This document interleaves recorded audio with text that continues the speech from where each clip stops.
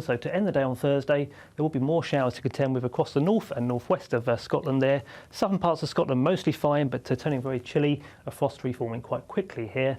A few showers into parts of Northern Ireland, but again, southern parts of the province escaping those and turning quite frosty. And turning frosty with some icy patches in places too across parts of England and Wales. Showers mainly again reserved for western areas and down the North Sea coasts. As we go into the overnight period, the showers will tend to become more widespread from the north and northwest, particularly across the north of the UK. Plenty of the sleet and snow showers pushing their way in across Scotland, into Northern Ireland, eventually parts of northern England. Elsewhere, the blue colours indicating a widespread frost, and icy patches are possible pretty much across the UK. Temperatures plummeting below freezing, certainly in towns and cities, and much lower than that in several spots as well. As for Friday, well, it's a day of sunshine and showers. The showers once again wintry in nature, a mixture of sleet and snow in places, and becoming fairly widespread, particularly towards the north and northwest, with southern and southeastern parts of the UK again seeing the best of the lingering sunshine. Wherever you are, it's pretty chilly, temperatures no better than mid-single figures, and feeling colder out and about, particularly in that north to northwesterly breeze. I'll see you soon. Bye-bye for now. Expect a warm front, moving from the kitchen right through to the rest of the house. Boxed Boilers, sponsors of weather on GB News. There's still plenty of time to grab your chance to win our biggest cash prize ever, an incredible £50,000. What would you spend £50,000 on in the coming year? Spectacular holidays, a brand new car, home improvements, or maybe you'd just like to save it for a special occasion? For another chance to win, text cash to 63232. One entry costs £2 plus one standard network rate message, or text bonus to 63232. 5 entries cost £5 plus one standard network rate message. Go to gbnews.com/win. Entries start from just £2. You can call 0903 681 3232. Calls cost £2 plus your network access charge. Or post your name and number to GB10 PO Box 8690 Derby DE1 9TT. UK only. Entrance must be 18 or over. Lines close at 6 p.m. on the 31st of January. Please check the closing time if listening or watching on demand. Good luck. GB News Breakfast, every day from 6 a.m. The latest Channel 4 Dispatches documentary has revealed details about the royal family's finances, including reports that private royal estates have received millions of pounds of income from public bodies and charities. Morning, and good morning, Stephen. Absolutely, I'm not shocked either. And also, as a former butler, I was also a duchy rentee. I used to rent one of the properties, and we were always aware of the property portfolio. I don't think it's kind of a bit news thing. Obviously, part of the, if you like, the business side is these two duchies, Cornwall and Lancaster, and the late Queen obviously was the Duke as well of Lancaster, and now you've got the Prince was obviously, or the King, when he was Prince, had the duchy. And these properties, portfolios as well, I mean, obviously they make money. I mean, but they've been around for, I think they go back to George III, if not before. GB News, the People's Channel.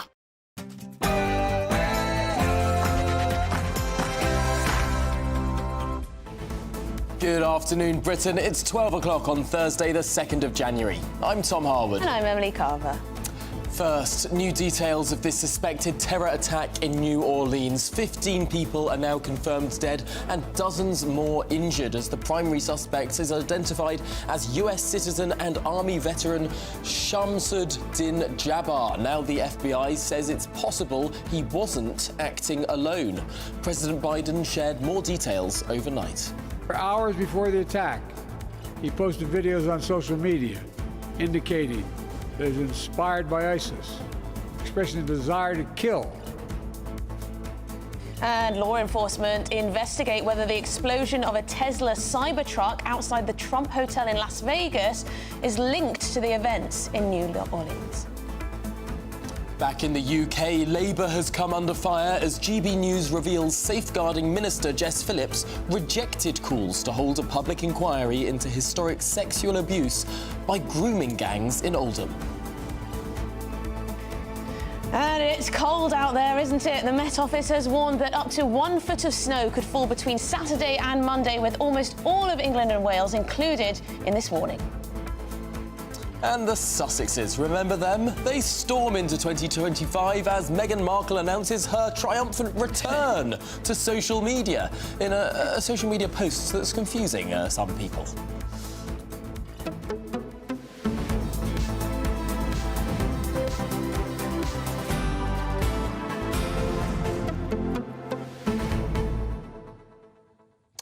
Yes, so Charlie Peters, our national reporter, revealed yesterday that Jess Phillips had rejected calls for an independent inquiry into the grooming scandal in Oldham, saying that it should all be dealt with locally, essentially. Now, Charlie Peters seen a letter that shows this, and it's gained a huge amount of traction online and in the media, and we're going to have Charlie on the show to explain exactly why he thinks that is, what's gone on, what Jess Phillips is being accused of here, and whether there's been a huge oversight. But it just shows how much renewed interest there is in trying to tackle and trying to bring justice for some of those victims of the grooming gang scandals across our country. I think there is a temptation for politicians of all parties to think this is a very difficult topic to talk about, that they'd rather not talk about it, brush it under the carpet, keep it dealt with at a local level, not need any intervention from the Home Office, not from the Safeguarding Minister, not from the Home Secretary, not from the Prime Minister. But frankly, it is a scandal. I mean, thousands upon thousands of children were abused by these grooming gangs over the course of decades. There are fears that in some places this is a practice that is still going on, and it is right to talk about it. And surely you'd think that a national conversation, that it would deserve a national conversation rather than a local one.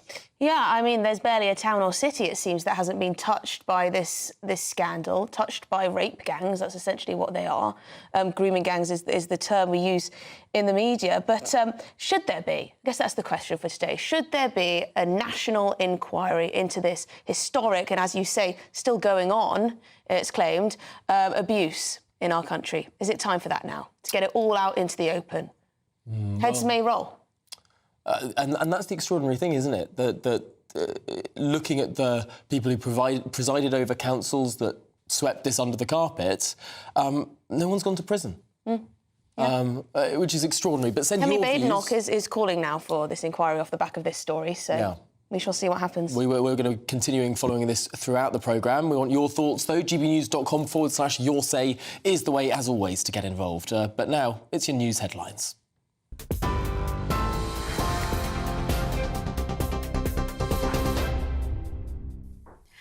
Tom, thank you and good afternoon. The top stories: at least 15 people were killed after a US Army veteran who'd expressed a desire to kill drove a pickup truck into crowds of people celebrating New Year in New Orleans before he was shot dead by police. The FBI has named the main suspect as 42-year-old US citizen Shamsu-Din Bahar-Jabbar, who previously served in the US Army. They've also said an Islamic State group flag was found in the vehicle and they're investigating the attack as an act of terrorism. The FBI said it doesn't believe the driver acted alone. President Joe Biden addressed a press conference overnight. The FBI has reported to me the killer was an American citizen, born in Texas. He served in the United States Army on active duty for many years. He also served in the Army Reserve until a few years ago. The FBI also reported to me that mere hours before the attack, he posted videos on social media indicating that he was inspired by ISIS, expressing a desire to kill, The ISIS flag was found in his vehicle, which he rented to conduct this attack. 5 victims have been named so far across several media outlets, among them a teenage girl who wanted to be a nurse, a graduate of Princeton University and a mother of 4. Prime Minister Sir Keir Starmer issued the following statement. The shockingly violent attack in New Orleans is horrific. My thoughts are with the victims, their families, the emergency responders and the people of the United States at this tragic time. Meanwhile, police are investigating after a Tesla Cybertruck filled with fuel canisters and firework mortars exploded outside the Trump Hotel in Las Vegas, Nevada.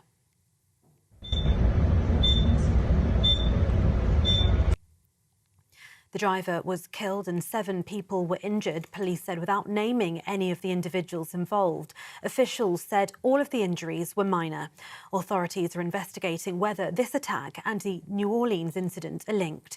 In response, incoming President Donald Trump posted on his website Truth Social saying our country is a disaster, a laughingstock all over the world. This is what you get, he said, when you have open borders with weak, ineffective and virtually non-existent leadership. He ended with only strength and powerful leadership will stop it. See you on the 20th of January. In other news, suspected people smugglers will face travel bans, social media blackouts and restrictions on phone usage. That's under tough new laws to dismantle organised immigration crime networks. The Home Office says that in an upgrade to serious crime prevention orders, the new interim orders will allow immediate action to disrupt and deter suspected serious criminality. Ministers say the orders are part of a stronger approach to organised crime, which will form part of the Border Security and Asylum and Immigration Bill. The number of migrants arriving to the UK in small boats is up by a quarter, as nearly 37,000 made the journey last year. Shadow Home Secretary Chris Philp told GBNews the measures announced by the government are going to make no difference at all. This is the same government, of course, the same Labour Party, who voted against life sentences for those very same gangs when they were in opposition. And on their watch, since the election, now 6 months ago, illegal immigration across the Channel has gone up by 29% compared to last year. And I think it was a huge mistake of Labour to scrap the Rwanda deterrent before it even started. The first flight was due to take off on the 24th of July, and Labour cancelled it before that plane had a chance to leave. And I think if that had started, then we would see the numbers dramatically reducing. However, the Immigration Minister Seema Malhotra says the plans will help to smash the gangs. These new measures will be an invaluable tool in helping tackle the criminal people smuggling gangs who are undermining our border security and putting lives at risk. And in the process, stopping them being able to, for example, destroy evidence or change their tactics if they know that law enforcement agencies are onto them. This is a really important part. It's a core foundation of our plan for change to ensure that we are strengthening our border security and stopping those criminal gangs who are putting lives at risk. These interim orders are about being able to act much more quickly against potential people smugglers. These are criminal gangs that are undermining our border security and putting lives at risk, and they must be stopped. In other news, UK rapper Stormzy has been banned from driving for 9 months. He was sentenced at Wimbledon Magistrates Court today for using a phone behind the wheel of a Rolls-Royce in West Kensington in March last year. The 31-year-old was caught in the motor by an off-duty police officer. He was also issued a £2,010 fine, which must be paid in 7 days. Sentencing, the judge branded his actions dangerous and irresponsible. The UK Health Security Agency has issued cold weather health alerts across England ahead of a week of low temperatures. Amber alerts have been issued from midday today until the 8th of January. That's as snow is forecast to arrive from Saturday, with warnings in place over the course of 3 days for much of the UK as temperatures plunge. A Met Office yellow warning for snow has been issued for all of England and Wales and parts of Scotland this weekend, with icy conditions forecast to continue into Monday. It means there's a risk of rural communities being cut off, schools being closed and power cuts, as well as widespread travel disruption. The wintry conditions will hit days after much of the UK was lashed by strong winds and heavy rain, which led to widespread flooding. And vets working on a project to breed more environmentally friendly cows have described as hugely significant the birth of a calf using IVF, saying it could accelerate the dairy industry's journey to net zero. The calf, named Hilda, is part of the Dumfries-based Langhill herd, which has been a source of data for the UK dairy industry for more than half a century. Hilda is part of the Cool Cows project, which is aiming to breed cows that produce less of the greenhouse gas methane. As well as being the first in the 16th generation of the herd, Hilda is its first member to be born using IVF. And those are the latest GB News headlines for now. I'm Tatiana Sanchez. Now it's over to Tom and Emily.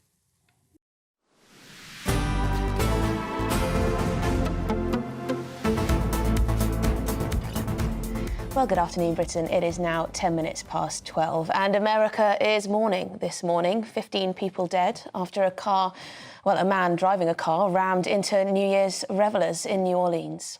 Well, the FBI has named the main suspect as a US citizen, Shazmad Din Jaguar, who previously served in the US Army. They say they've also said that the Islamic State group flag was found in the vehicle, and the FBI is investigating the attack as an act of terrorism. Yes, President Biden did address a press conference overnight. The FBI has reported to me the killer was an American citizen, born in Texas. He served in the United States Army on active duty for many years. He also served in the Army Reserve until a few years ago. The FBI also reported to me that mere hours before the attack, he posted videos on social media indicating that he was inspired by ISIS, expressing a desire to kill, The ISIS flag was found in his vehicle, which he rented to conduct this attack. Well, that was the words of President Biden overnight. Meanwhile, in Las Vegas, one person has died and 7 are injured after a Tesla Cybertruck planted with explosives exploded outside Trump's Las Vegas hotel. Authorities are investigating whether the two incidences are linked. Yes, well, in response, the incoming President Trump posted on Truth Social, the social media network, "Our country is a disaster, a laughing stock all over the world. This is what happens when you have open borders with weak, ineffective and virtually non-existent leadership." He ended with, "Only strength and powerful leadership will stop it. See you on January the 20th, he wrote. Well, joining us now is US political commentator and spokeswoman for the Republicans overseas, Sarah Elliott. Sarah, this is, of course, a terrible tragedy for the people of the United States. This death toll has been growing over the course of the last 24 hours. But a lot of attention now is turning to what's known as the Sugar Bowl, delayed from last night to tonight as a possible future target. Yeah, so the Sugar Bowl is a college football game that's a university-level football game of rivals. It's very popular, and any big mass-attended event now seems to be at risk for these types of events and tragic, terror attacks, which is what it seems to be at this moment. They also think that there are many more suspects on the loose, that he may not have been a lone agent here. So that's what causes concern for the Sugar Bowl. Yes, we know quite a lot about him, the suspect here. He was described as being dressed in full military gear. There have been reports that he prepared some of the explosives at a nearby rental property. We know he was born in Texas and served in the US Army for 10 years, then worked as an estate agent. He was deployed to Afghanistan. That was one of his deployments in the Army. Do we know quite a lot about this suspect? Have you heard anything else that we may not have heard over here? Well, his brother has come out to say that he was radicalized at a young age. He converted to Islam, but then was radicalized. And we're not quite sure the time frame for that radicalization. And also that the Cybertruck in Las Vegas, both vehicles in New Orleans and Las Vegas were rented using the same app, the Turo app, and the man who drove the Cybertruck and consequently died also served in the Army. So they are looking to see if there are links between the two men, if maybe they served at the same time or together or knew one another in kind of a premeditated attack. And this, of course, then raises so much concern, so much suspicion that these attacks won't end here. 2 pickup trucks, one Tesla, one a different make, of course, attempting to kill many, many people. Although I suppose with the Las Vegas attack, it looks more political, using a Tesla vehicle, of course, associated with Elon Musk, very close to Donald Trump, and outside the Trump hotel. I mean, this is seemingly trying to send a political message. It does appear to be that way, and only time will tell. But these are the times in which we live in. I mean, they're very volatile. Tensions are high, passions are high, and there's just a lot of risk out there. And ever since 9/11, Americans have been woken up to the fact that terror can happen at any time or anywhere, and it's a matter of always being vigilant. I'm afraid this is. My friends and I, we were all texting last night saying, oh, we wanted to go to the German markets, but there was also a terror attack there. Oh, we want to go to school, but there's shooting there. Oh, we want to go to the Sugar Bowl, and this is what's happening. A friend of mine had just stood in front of that same Trump Tower just last week. So it's all becoming quite close to home, and it's just the times in which we live in, I'm afraid. But hopefully, with new leadership coming into the White House on January 20th, things will get cracked down upon and things will change.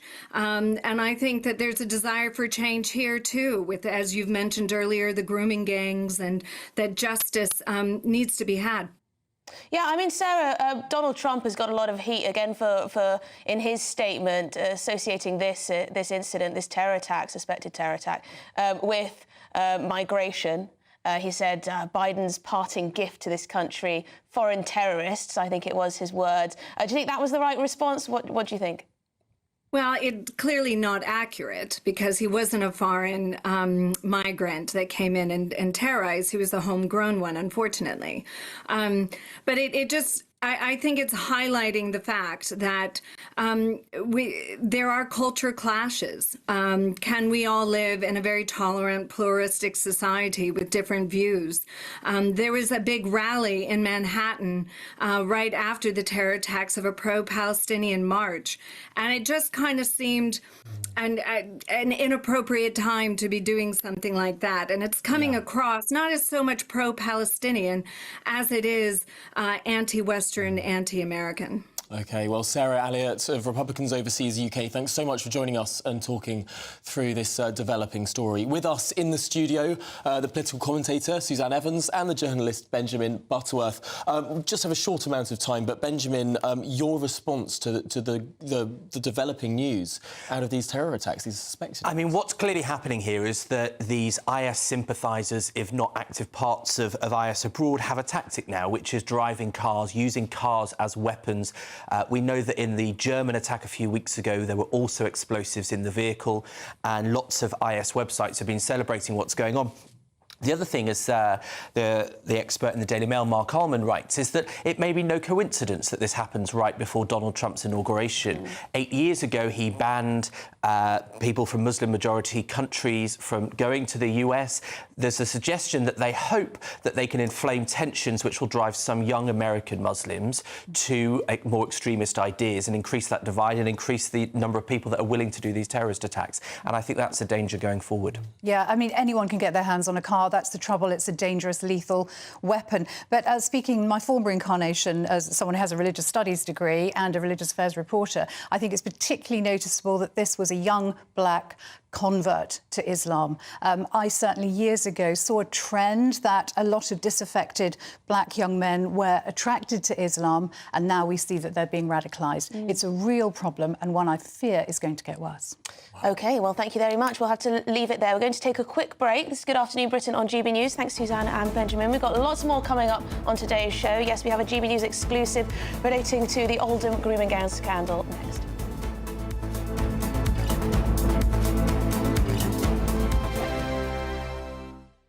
Sunday with Michael Portillo from 11, only on GB News. Fabio, thank you for coming in. It's great to see you. Nice to meet you. So you were born near Rome? Yeah, in a very small town. It's called Serrone, about an hour south of Rome. Yeah, on the hillside. Was it a place of excellent cuisine?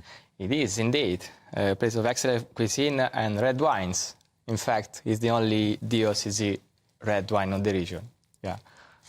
Most of your career, I mean, this may seem self-evident, you've cooked Italian. I'm thinking that's quite a challenge to cook Italian in Malaysia, to cook Italian in Bermuda or Turkey.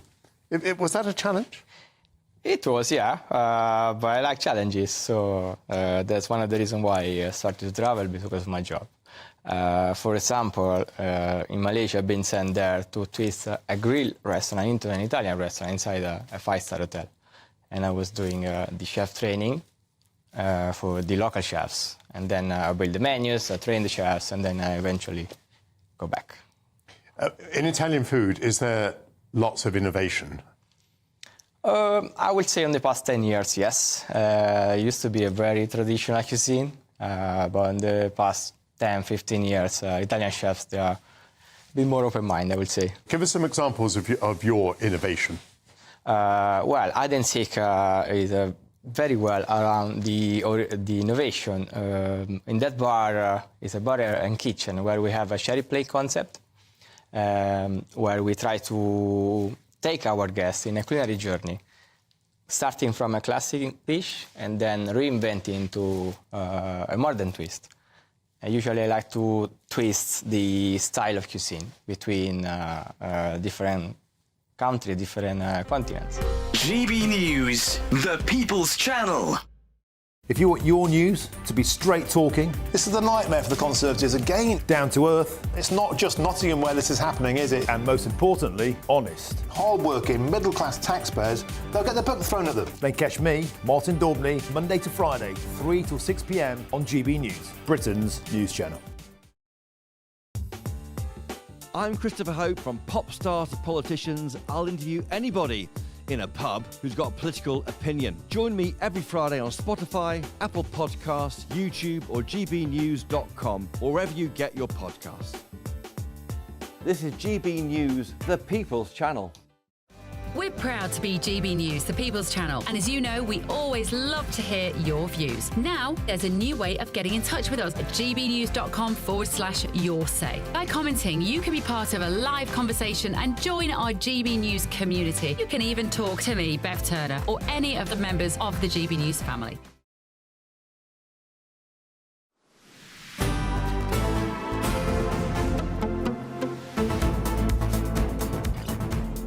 Good afternoon, Britain. It's 22 minutes past midday. Now, the government has come under fire after refusing to hold a public inquiry into historic sexual abuse by grooming gangs in Oldham. Yes, and it's caused quite the stir online. Elon Musk attacked the decision as disgraceful. Kemi Badenoch has chimed in and said a full national inquiry into rape gangs is long overdue. But Jess Phillips, Labour's safeguarding minister, insisted it was for Oldham Council alone to decide whether or not to launch an investigation into the alleged exploitation between 2011 and 2014. OK, well, joining us now is GB News national reporter Charlie Peters, who brought the story to us. Charlie, tell us exactly what you found. This all relates to a letter that was sent. That's right, and good afternoon, Tom and Emily. Well, they made this request, Oldham Council, after in May the council voted to demand an independent inquiry into child sexual exploitation in the borough. Now, this has been an ongoing debate in Oldham for many years. I've been tracking it for some time, and the Labour-run council for years has rejected any opportunity to have this vote and to push forward this demand, led by survivors from the town. However, in the May local elections, they lost overall control and a coalition pushed forward this resolution. It passed for the first time, and we revealed at the time that the process for acquiring that independent inquiry was finally underway. Now, I've seen letters sent by the council's executive in July and also in October to Jess Phillips demanding this inquiry, urging them to launch it. But Jess Phillips took well over 3 months to respond. She apologised very deeply for that delay 3 months after this request was originally made. Now, back in 2022, there was a review into the abuse crisis in Oldham. But as you've just mentioned there, Tom, it was only 2011 to 2014, many survivors in the town felt that this was insufficient. They wanted a much broader inquiry.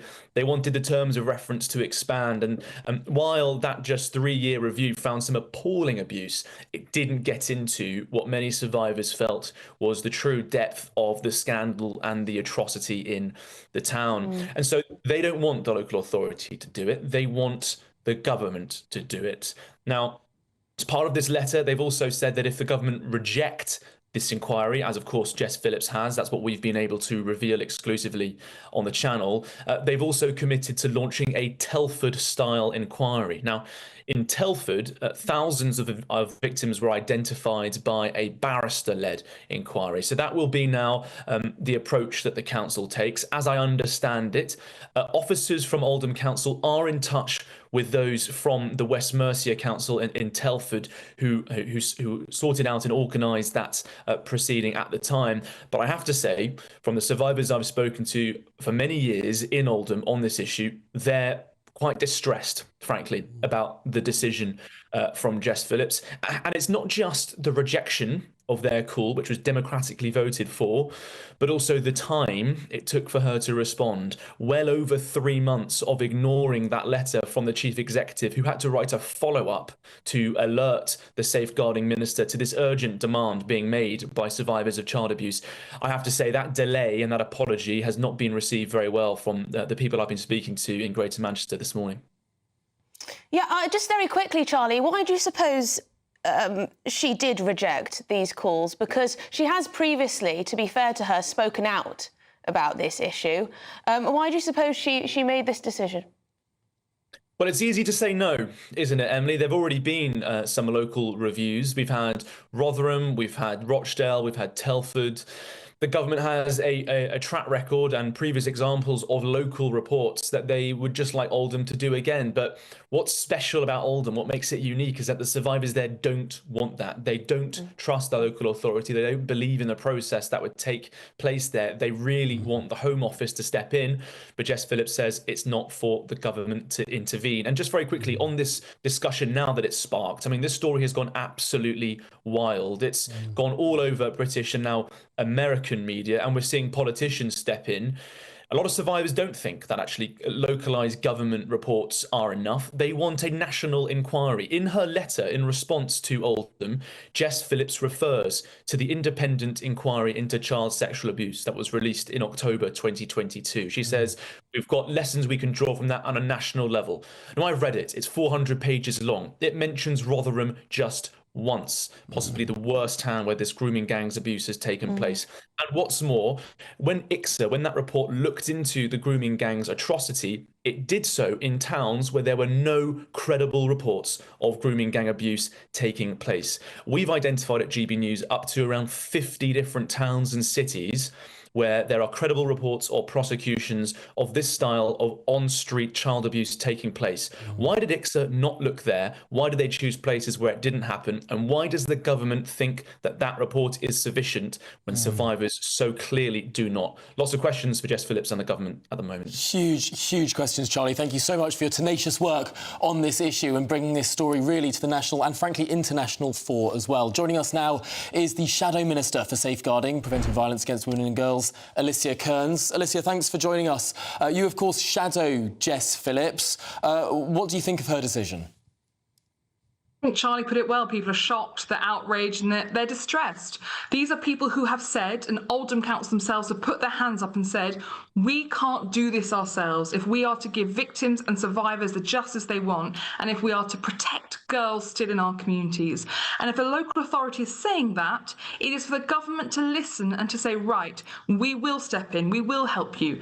And that's why I've written to Jess Phillips today, asking her to reconsider her decision, but also to launch this full national review of grooming. Because as Charlie put it, we had the ICSA review that did an initial assessment, but we now need something that goes in depth, but we have to time limit it as well. We cannot have survivors waiting for 15, 20 years. We need a 2 to 3 year process where we really go in deep and make sure we are tackling grooming, because these are rape camps. Let's be very clear. These are rape camps that are hiding in plain sight across our country, and we have to do better by our children.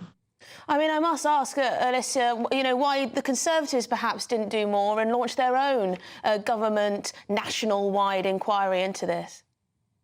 We waited for ICSA to finish in 2022. A year later, we launched the first ever grooming task force in the UK. As a result of that, 550 people were arrested in just the first year. 4,000 victims were saved. We also launched a Tackling Exploitation Group, which for the first time in history recorded the ethnicity data of who was perpetrating these crimes. We actually hired data analysts to sit and analyse them. But what the new government hasn't done yet is publish those. We also made child sexual exploitation a strategic policing priority. So that put it as the same level as terrorism. So yes, there is much more to be done. We need to keep a focus on this. I have said that child abuse would be my main focus as the Shadow Minister, but we did put in place meaningful stuff that has made a big difference so far, but there is so much more to be done. That is extraordinary. 550 arrests, ethnicity data collected, but being sat on by the government, refusing to publish this data. That's extraordinary. Alicia Carnes, thank you so much for joining us, revealing that as well. This is something we're, of course, following very, very closely. The Shadow Minister for Safeguarding there, Alicia Carnes. Yes, I wonder why they're not revealing that data or have not done so yet. If it's all been collected, would it not be useful for future investigations? Shall we turn a quick word from our panel on this? Suzanne, I'll start with you. What do you make of it all, this call for a national inquiry? I think it's got to happen. It's absolutely long overdue. You know, the 2013 J report revealed that a lot of council people, staff, police, social workers knew what was going on and in the name of ethnic diversity and race relations actually didn't report on it. They've, in my view, arguably facilitated the rape, murder, torture of girls, as Charlie said, in 50 cities up and down across the UK. And in my book, they're every bit as evil for having covered up these crimes as the men who perpetrated them. We absolutely have got to have a full inquiry to get to the bottom of this and make sure it really doesn't happen again. Not just lessons learned. I'm sick of that phrase. Never mind that. Let's just get the people who covered it up, if they'd covered it up, in jail, out of the way, a lesson to other people who had come across these crimes in the future. I suppose one of the big difficulties here is that even now we tiptoe around the issue. The vast majority of the gangs that we're talking about, they're not grooming gangs, so to speak. They're not even Muslim grooming gangs. It's specifically Pakistani grooming gangs that are a huge proportion of this problem. And you're not doing race relations any good by failing to deal with these men, because I'm sure the decent Pakistani men in these places will be as angry, if not even more angry than everybody else, that their names are being slurred by the behaviour of an appalling minority. There have already been investigations in places like Rochdale and Rotherham and Telford, and they weren't national investigations, as has been refused here. So I suppose, as Charlie Peters pointed out, why would you do it different on this time? But I think it's evident that it has to be on a national scale, because the complexity, the institutional cover-up, the reasons for individuals not thinking they could take on these questions, those are things that a council doesn't have the facilities to look into, and government and its resource can. Well, I don't believe Jess Phillips has responded yet, has she, to these allegations against her, whether she will defend her decision on this one. But we shall see. But the Home Office has got in touch. A spokesman for the Home Office says no child should ever suffer sexual abuse or exploitation. Everyone who is responsible for children's welfare must learn from past mistakes and do everything possible to prevent future failures. OK, so in Jess Phillips's response to the council's request, she acknowledged the strength of feeling that a further inquiry into child exploitation in Oldham should be undertaken. In letters to the council executive, Phillips apologised for delays in responding, but maintained that local authorities should take the lead, saying it is for Oldham Council alone to decide to commission an inquiry into child sexual exploitation locally, rather than for the government to intervene. Jess Phillips also welcomed the council's resolution to continue its work with victims and survivors. For their part, an Oldham Council spokesman said, "Survivors sit at the heart of our work to end child sexual exploitation. Whatever happens in terms of future inquiries, we have promised them that their wishes will be paramount, and we will not renege on that pledge." OK, well, GB News also understands that Oldham Council has since made contact with Telford, which face similar issues, to explore various inquiry options. OK, this is Good Afternoon Britain on GB News. We've got lots more coming up on today's show. Have you noticed the temperature has absolutely plummeted out there? That's because the beast from the east is back.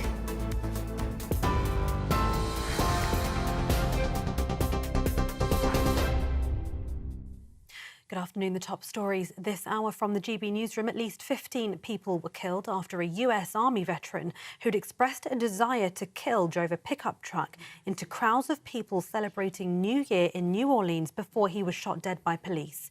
The FBI has named the main suspect as 42-year-old US citizen Shamsuddin Bahar Jabbar, who previously served in the US Army. They've also said an Islamic State group flag was found in the vehicle and they're investigating the attack as an act of terrorism. The FBI said it doesn't believe the driver acted alone. 5 victims have been named so far across several media outlets, among them a teenage girl who wanted to be a nurse and a graduate of Princeton University. Prime Minister Sir Keir Starmer issued the following statement. He said, "The shockingly violent attack in New Orleans is horrific. My thoughts are with the victims, their families, the emergency responders and the people of the United States at this tragic time." Elsewhere, suspected people smugglers will face travel bans, social media blackouts and restrictions on phone usage under tough new laws to dismantle organised immigration crime networks.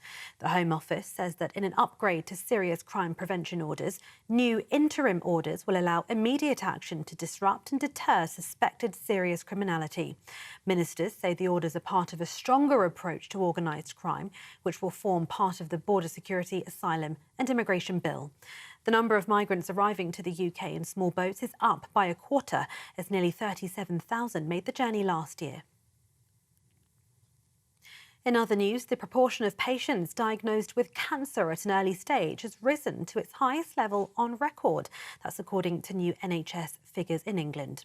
Data for the 13 most common cancers show 58.7% of those diagnosed between September last year 2023 and August last year were identified at stages 1 and 2, which increases the chances of survival. That is 2.7 percentage points up since before the pandemic and the highest since records began more than 10 years ago. NHS England said a combination of public awareness campaigns and new screening approaches has made a big difference. But despite the progress, England is still struggling to achieve its ambition of diagnosing 75% of cancer at stages 1 and 2 by 2028. And the UK Health Security Agency has issued cold weather health alerts across England ahead of a week of low temperatures. Amber alerts have been issued from midday today until the 8th of January. That's as snow is forecast to arrive from Saturday, with warnings in place over the course of 3 days. For much of the UK, as temperatures plunge, a Met Office yellow warning for snow has been issued for all of England and Wales and parts of Scotland this weekend, with icy conditions forecast to continue into Monday. It means there's a risk of rural communities being cut off, schools being closed and power cuts, as well as widespread travel disruption. The wintry conditions will hit days after much of the UK was lashed by strong winds and heavy rain, which led to widespread flooding. Those are the latest GB News headlines for now. I'm Tatiana Sanchez. More news from me in half an hour. For the very latest GB News direct to your smartphone, sign up to News Alerts by scanning the QR code or go to gbnews.com/alerts.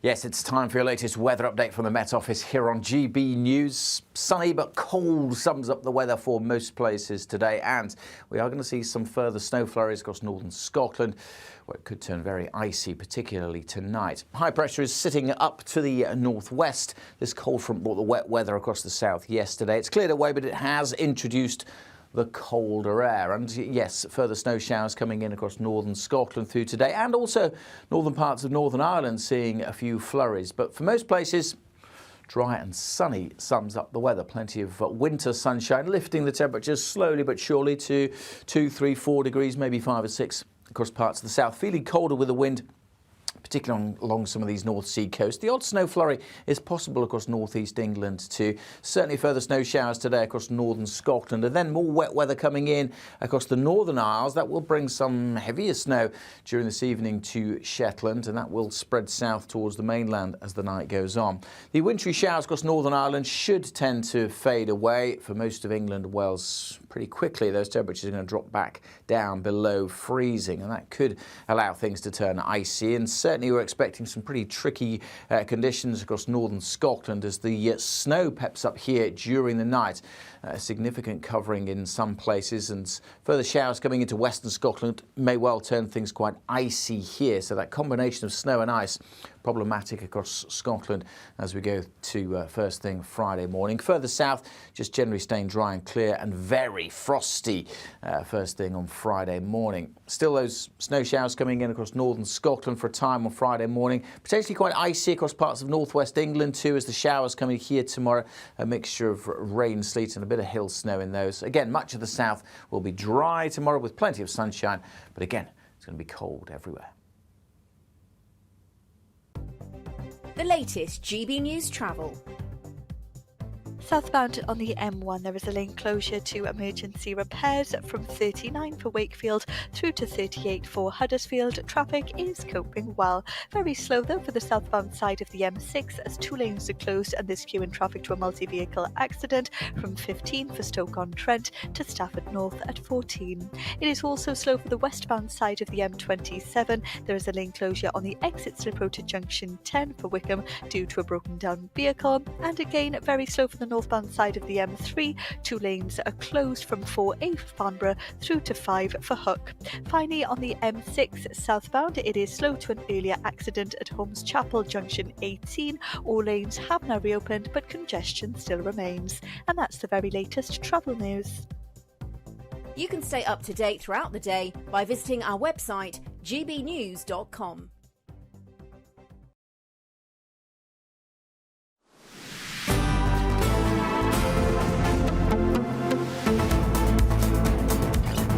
Good afternoon, Britain. It's 12:41. Now, the Met Office has warned that up to 1 foot of snow could fall between Saturday and next Monday, with almost all of England and Wales included in this warning. Yes, temperatures are expected to plunge to minus 10 degrees Celsius, potentially causing hazardous travel conditions. Well, joining us now is meteorologist John Ketley to tell us more. John, thank you. I've just been sent some beautiful pictures from Scotland where there's a lovely covering of about 1 or 2 inches of snow. It looks beautiful, but is it affecting the rest of the country as well? Where's the snow going to land? Well, we're going to get snow in different parts of the country at different times in the coming weeks. So I think every day in the next 7 to 10 days, we're going to get warnings of some pretty severe wintry weather.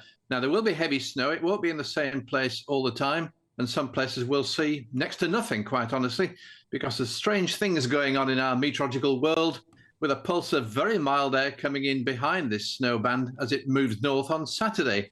So for parts of southern England into East Anglia, for example, I think it's going to be mainly rain. Now, the snow is going to be developing and settling quite heavily across North Wales, the North Midlands, up into northern England, and then southern and central Scotland as we go through the weekend. So there is this milder pulse of air in the south, which is going to melt any snow that does lie. But unfortunately, we are going to see an awful lot of heavy snowfall, slow moving from a stationary band of wintry weather across central parts of the UK. So although you may miss out to begin with, it looks as though we are going to see some colder winds returning fairly quickly next week. It's getting the timing right at the moment. That may be a little bit problematical, but I think we are at some stage in the next 7 to 10 days, we are mostly going to see some pretty wintry weather, and there will be some very hard frosts around as well. I'm not suggesting we're going to get the snowplows out everywhere, but it's something to watch out for day by day. Well, I mean, I don't know about you, but I'm quite excited for a bit of snowfall. You're such a child. No, I think it's magical. If only it happened, you know, a couple of weeks or a week earlier, and then we could have had a white Christmas. But it never is the way, is it? So what is causing this cold burst of air? Is this all Russia's fault? No, I'm not going to blame Russia for this one. Things are moving in from the southwest over the weekend. So at the moment, it is Arctic air. There's a reservoir of cold air sitting across the country. And it's not like it's showing on the pictures at the moment. It isn't like that everywhere by any means. But we've got a very cold air stream just now. Many places have seen a hard frost overnight, and there will be more frost to come tonight. Not quite as cold tomorrow, just a degree or so less cold before that milder, wet and windy weather moves in during Saturday and hits this cold reservoir, as I say, which is going to be sitting over the bulk of the country as we go through the weekend. So it is going to be an interesting time ahead. I think we'll be talking on several occasions in the next 10 days. Some places will get a huge dislocation of travel. There's no doubt about that. Other areas could well be marooned, especially over the moorlands of central and northern Britain. And we could see that some places actually get completely blocked in with high drifts and such like things as that. Bit of a throwback to the old days, really. But when I say old days, I suppose 2010 was the last time we saw some severe weather as we're showing at the moment. Well, John Ketley, I'm sure we'll speak again then over the next 10 days. Sure Thank you very will. much indeed. You're a meteorologist. Fantastic stuff. Let us know if it's snowing where you are at home, if you're one of these spots that's already got a blast. Doesn't sound like it actually is a beast from the east. Well, no. From the southwest. Yeah, because the beast from the east was, I think, 2017 when we got a lot of snow in London. But Suzanne Evans, are you pro-snow or anti-snow? Hey, if it snows, it snows. I stay at home, stay warm, I make snowballs. But isn't it fascinating? Do you remember, occasionally, the climate change zealots tell us that snow is going to be a thing of the past and children are not going to know what snow is. This comes up again and again and has been coming up for about the last 25 years. But here we are, another cold blast. Good job those climate change zealots changed the labelling from global warming to climate change, because clearly the global warming isn't happening. Benjamin, you're rolling your eyes there. Hang on. There will be a lot of people who are very worried at the moment, pensioners who've had their winter fuel payment taken away from them, a cold snap. Keir Starmer's off in Madeira, skipping queues for tobogganing or whatever it is. This weather will have an impact. Yeah, of course. I mean, rural communities tend to be the ones that really struggle with this because it takes much longer for the roads to be cleared and to get access to services. In this country, we're uniquely poorly prepared for the same weather we get every year. Everything seems to stop as soon as there's a bit of snow, and yet we know it's coming. In terms of the pensioners, I mean, well, they got a rise in their pension in April of £900, so I'm sure that will cover the cold weather. Well, so no sympathy at all from Benjamin, who purports to be, a citizen of the world, a lover of all social justice. Well, I am a lover. They've got enough money. I am a lover of social justice, and what I would worry about more is people that work at a supermarket. You do know older people do die every winter as a result of cold weather, not being able to turn the heating on. And that's is one of the factors. You know, the pension went up by £900 this April, by £400 and something next April. So, retirees have never had more money. You have no pension. Well, trust me, it's unlikely at this rate, right? I don't think it'll last. Any of us are 66 or 7 or whatever it is. Oh, it'll be 80 by the time it's us. Exactly. But look, I mean, I know that Patrick Christie's did a fundraiser to help lots of people, so that's a good thing for the most vulnerable. I'm starting to think you probably did not contribute to that fundraiser. I contributed with a considerable amount of tax. That's what I contributed. Wow. OK. Well, before... Suzanne, last word to you. Yeah, I mean, what Benjamin's saying, of course, is that heating costs have never been higher. They're absolutely astronomical, and people are genuinely desperately worried about this coming winter. Well, lots more to discuss on this front. We'll pause the conversation there because there's a lot more to get to as well on Good Afternoon Britain. Indeed, Meghan and Harry. Yes, Meghan Markle has been back on social media. Did you notice she was gone? That next. Headliners. Tomorrow's papers tonight, every night from 11 p.m. This is Miss Universe fans hailing the end of wokeness and crediting the Trump effect after a biological woman, there's still some of them around apparently, has won the 2024 crown. She's Miss Denmark, because obviously the last decade, it's just been a beast transgender smurfs from Papua New Guinea. They're the only people allowed to win any beauty contest, you know what I mean? You're not allowed to have any... Some of the trans women have won these, you definitely wouldn't say no. Honestly, I've seen some, but I've seen some of them that didn't, and some that were clearly just there out of have there been more than one trans woman? I didn't realise this. Yeah. Okay, I've got a chart at home. This one isn't trans. Victoria Kjær Thielvig, 21 of Denmark. Everything about that description says attractive. Nazis. Okay, I have seen pictures of her. She is very attractive. Yes. She is. Yes. I don't know exactly how to put it, but she is kind of not retro or vintage or so.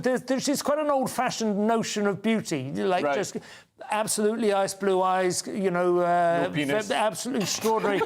Clear skin and gorgeous blonde hair. I mean, it's absolutely kind of mid-70s, beauty. Well, apparently the sanity's returned to the beauty pageant industry, so they can get back to, sexualising 4-year-olds and promoting anorexia like they used to. So there is that, She will earn an estimated $250,000 annual salary working full-time as Miss Universe, and will live in a luxurious New York City apartment as she carries out her duties, which involve glass coffee tables and rich Saudi businessmen. Glass coffee tables. fields and visiting other planets and solar systems and constellations, I would imagine, in Miss Universe. Being concerned about animals. Yes, absolutely, and wanting to bring about world peace. I miss those days. GB News, the People's Channel. Hi there, I'm Michelle Dewberry, and I'm going to take a second to tell you all about my show, Dubes & Co. We start off with the issues of the day. We then bring in both sides of the arguments. We get rid of the disrespect. And then you throw me into the mix. And trust me, I'll tell it exactly how it is. And then, of course, the magic ingredient, you at home. We mix it all together, and what have we got? In my opinion, the best debate show in town. Monday to Friday, 6 till 7 on GB News, Britain's news channel. It's Patrick Christie's Tonight, and here we do things differently. It's explaining the absolute madness of this, doesn't it? It's explosive. I mean, this is very good. It's lively. 850. Your government sat there, Sean, and it did nothing. It's controversial. And the Middle East has been in turmoil since before I was born. It's everything you need to kickstart your evening. Everyone's had their Weetabix tonight. I love to see it. That's Patrick Christie's Tonight, weeknights from 9 p.m. Only on GB News, the People's Channel, Britain's news channel.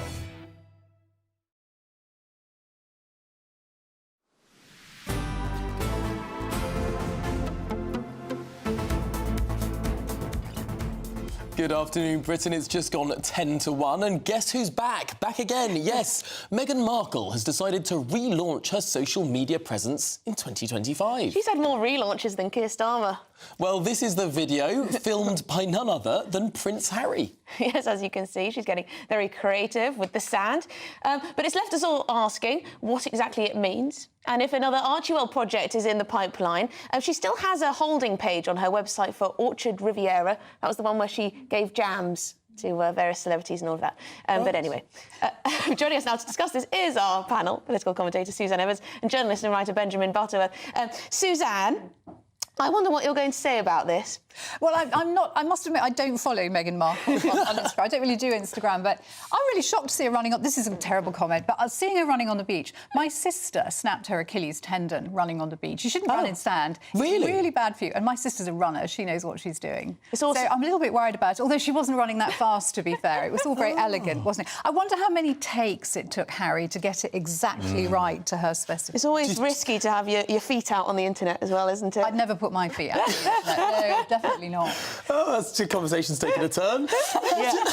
Well, I don't know what to say about your feet interest, Emily. But I mean, she returned to Instagram, about 21 hours ago and has not yet hit 1 million followers. Oh, no. Now, when you think about people like Jennifer Aniston, Caitlyn Jenner, they got to 1 million followers in a matter of hours, much faster than the Duchess of Sussex That's interesting. has failed to. And so you wonder if, given that how she seems to be so obsessed with popularity, sensation, reaction, well, actually, you know, her following isn't going up anything like as fast as some other major celebrities. And she's not allowing comments. Oh, yes. No comments? Oh, that's... She's not allowing comments, and she's also not allowing the number of likes to be seen.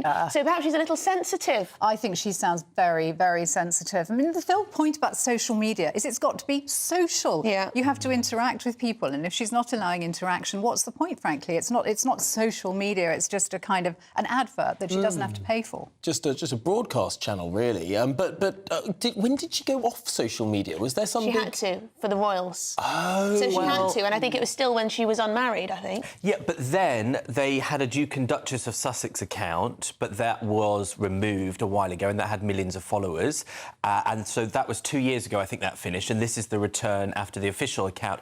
And what you wonder is, we've heard a lot from Prince Harry. He's spoken every now and again, but Meghan Markle has actually been quiet for a long time. There's been quite a lot of surprise at that. The question was, is she going to release a memoir following on from Prince Harry's Spare? Will that be the next step? And so you wonder why this is clearly orchestrated. 1st of January, she's gone forward, and it's Meghan in the video. There's no Prince Harry there. You know, what is this precipitating? Not an innocent little video, something perhaps attached. But both Suzanne Evans, Benjamin Butterworth, thanks so much for being with us. Plenty more to come in the next hour here on Good Afternoon Britain. We're going to be live in the United States looking at New Orleans. Was this a terror attack, and is more planned?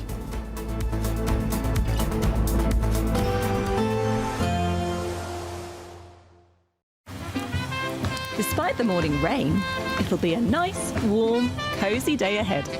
Boxed Heat Pumps, sponsors of weather on GB News.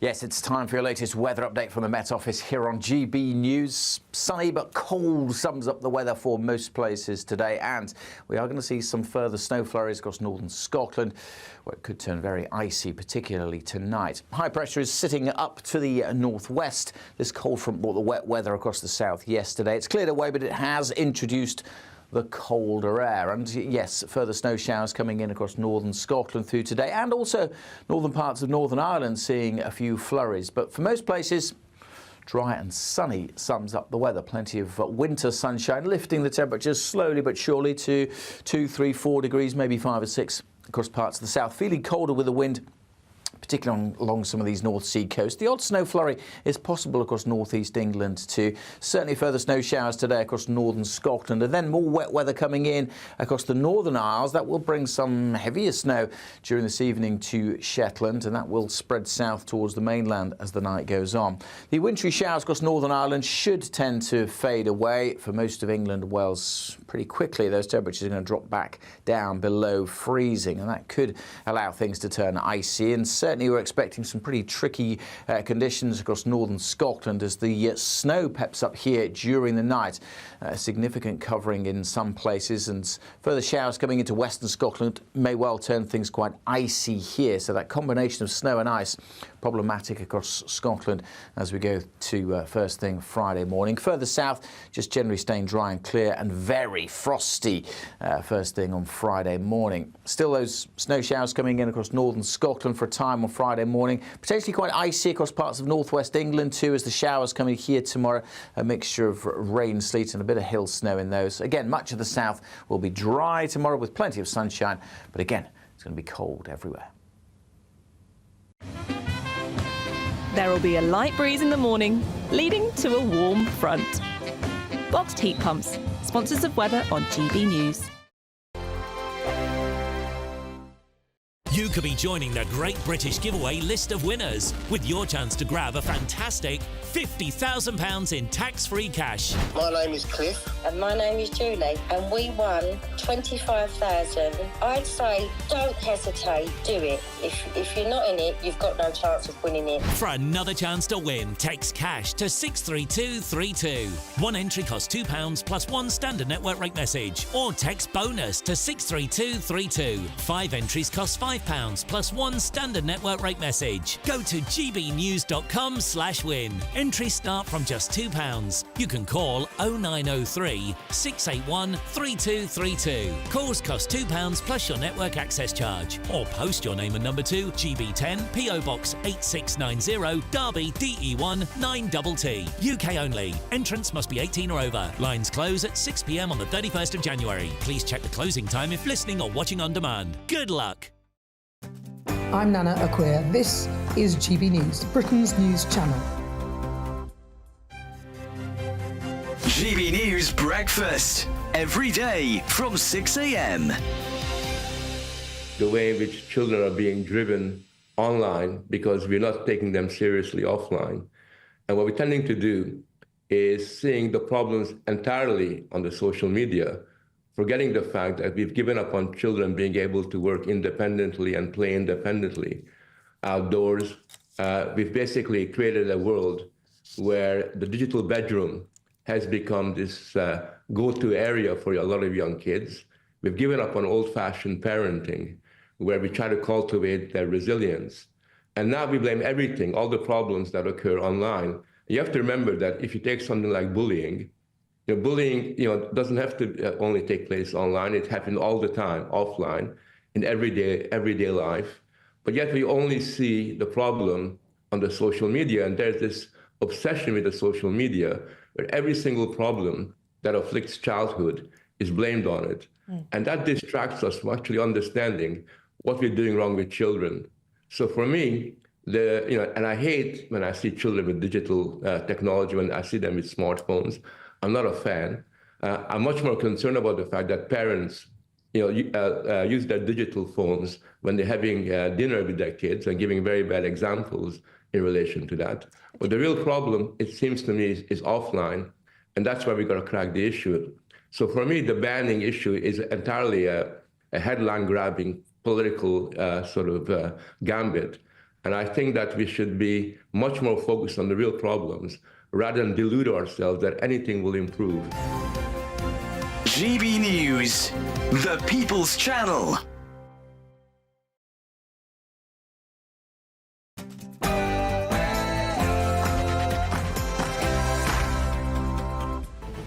Good afternoon, Britain. It's 1 o'clock on Thursday, the 2nd of January. I'm Emily Carter. And I'm Tom Harwood. New details emerged this morning following the suspected terror attack in New Orleans. 15 people confirmed dead, dozens injured, as the primary suspect is identified, a US citizen and Army veteran Shamsuddin Jabbar. But the FBI say it's possible he was not acting alone. President Joe Biden shared more details overnight. For hours before the attack, he posted videos on social media indicating that he was inspired by ISIS, expressing a desire to kill. Yes, law enforcement investigate whether the explosion of a Tesla Cybertruck outside the Trump Hotel in Las Vegas could be linked to the events in New Orleans. And in other news, Labour has come under fire as GB News reveals Safeguarding Minister Jess Phillips rejected calls to hold a public inquiry into historic sexual abuse by grooming gangs in Oldham.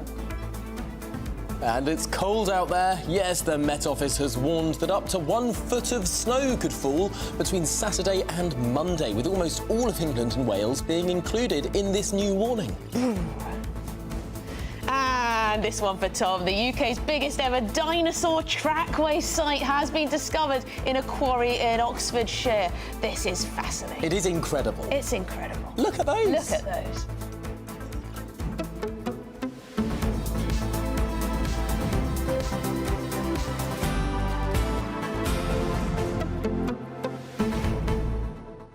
Yes, I am 6 years old. Yes, I get excited by dinosaurs. But isn't it incredible? They found dinosaur tracks. You know, it was the only story he suggested this morning. You know, we've got to do the dinosaurs. We're doing the dinosaurs, but more importantly, it is we're actually also... a very interesting story. They are very old. They're 160 million years old. But something that is less old is, of course, all of the events that we're covering, the live events that we're covering throughout the day. The Americans are waking up. We're expecting new lines about New Orleans. Were the attacks in Las Vegas and New Orleans linked? And could there be more on the way? Yes, it would be quite incredible if it does turn out that they are linked. They're apparently looking at military links. Were they serving in the US Army at the same time? Now, their names are very different. I believe the name... I've just lost the name of the suspect in the Cybertruck explosion, Matthew something Berg. But it would be quite incredible if this was coordinated in some way. But we wait to find out. You know, the FBI will be doing their job. But even if it's not directly coordinated, the fact that it could be a copycat event... Matthew Livelsberger, that's the prime suspect in the Cybertruck explosion. Right, which is a different name to Shamsuddin Jabbar. But, could they have the same motivation? Seems unlikely, but who knows? Or could this be just as threatening, given that you have lone wolves doing lone wolf things? They could have different motivations, either one of them. But if this sets off some sort of chain reaction of any lunatic who wants to go out and kill people, suddenly what they do is they rent a truck of one kind or another, fill it with explosives and ram it into people, or try and blow it up outside a landmark. I mean, this could be something that we see more of. I mean, do we need to be more vigilant right across the West, particularly in public spaces? Yeah, is ISIS back with a vengeance? And also we're asking this hour whether it's time for a government-led national inquiry into the grooming gangs crisis, into the rape gang crisis that's affected this country for so many years. Historical cases, but also up to this day. 50 or so towns and cities across the country. Is it time for that? Terrorism, rape gangs and dinosaurs. It's all to come here on Good Afternoon Britain. We want your thoughts as well. gbnews.com/your say. We're, of course, getting to all of that and more after your latest news headlines.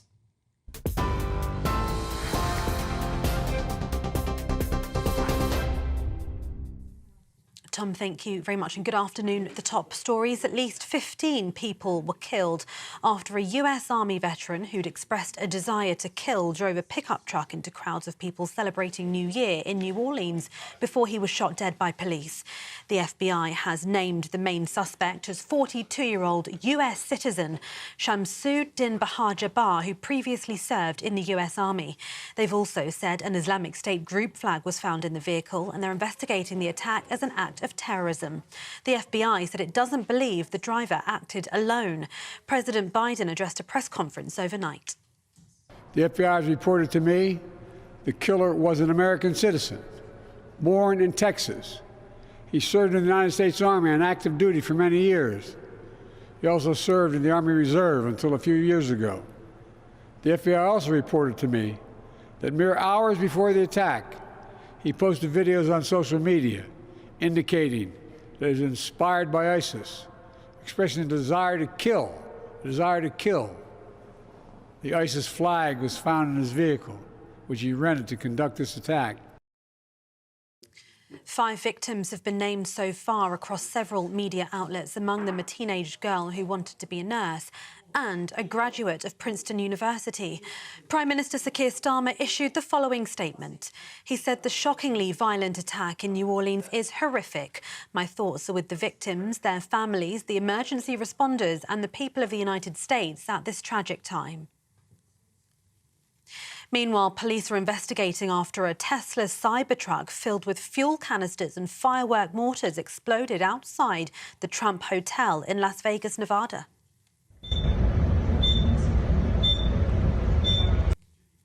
The driver was killed and 7 people injured, police said, without naming any of the individuals involved. Officials said all of the injuries were minor. Authorities are investigating whether this attack and the attack in New Orleans are linked. In response, incoming President Donald Trump posted on Truth Social saying our country is a disaster, a laughingstock all over the world.